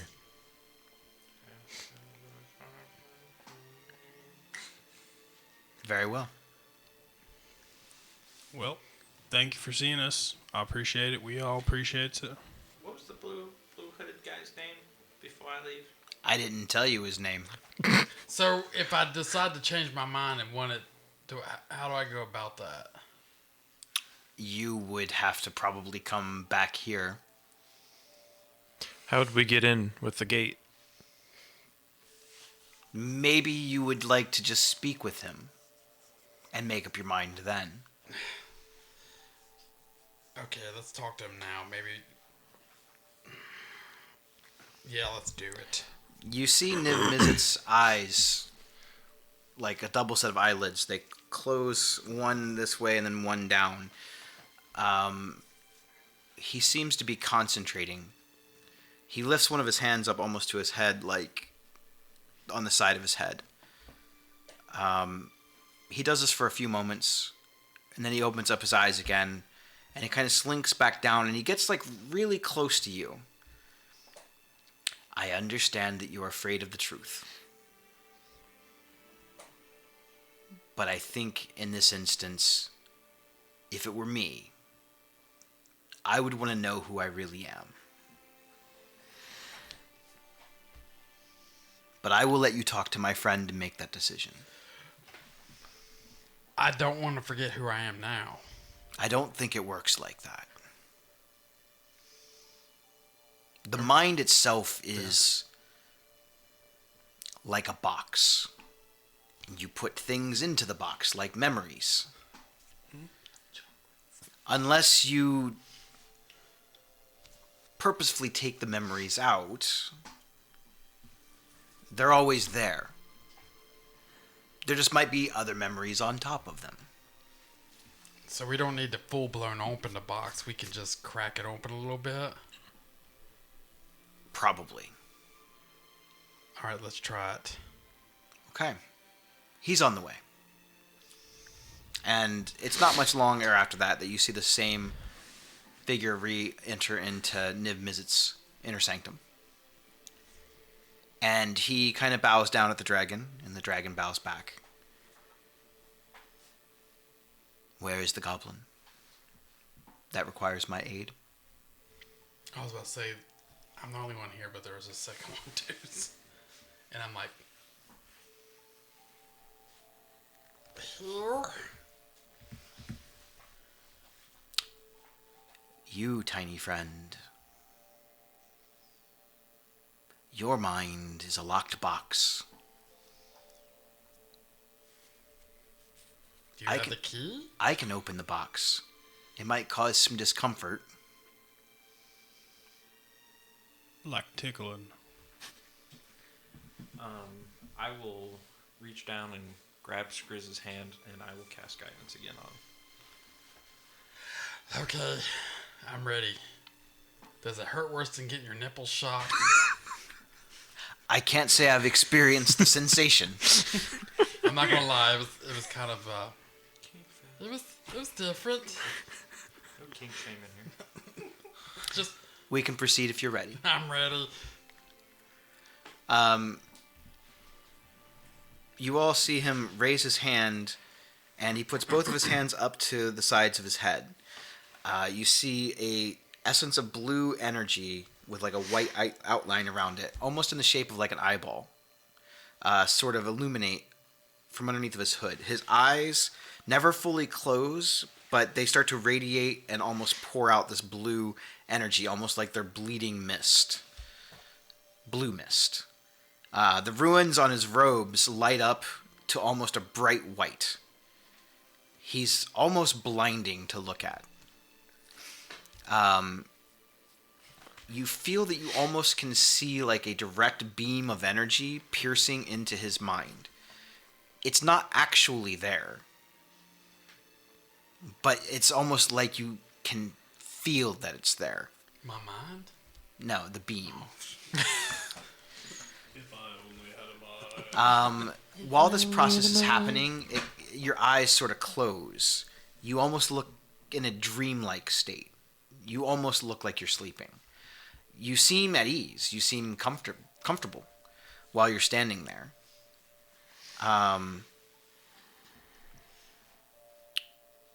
Inside your mind, you see what looks to be a wide open area of nothing, just white. You find yourself standing there. You're kind of looking around and kind of surprised to see yourself because you've never viewed yourself like this before. It's almost like you're looking at yourself from the outside. You're in control of what you are doing inside, but you're not seeing it through your own eyes. You're seeing it from like a top-down perspective. You see this strange figure in the blue robe appear into this space as well. He starts to talk to you. Now that we have some privacy, I would like to introduce myself. My name is Jace Bellerin. And that's where we're going to end tonight's session. Damn it. Knew it. Yeah. Fucker.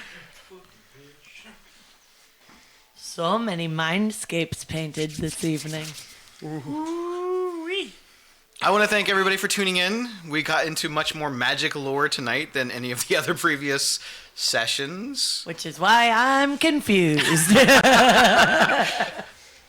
I'll look it up. It's fine. It's pretty cool, some of it. Yeah, I'm pretty excited about it now that we're starting to get into the depths of this.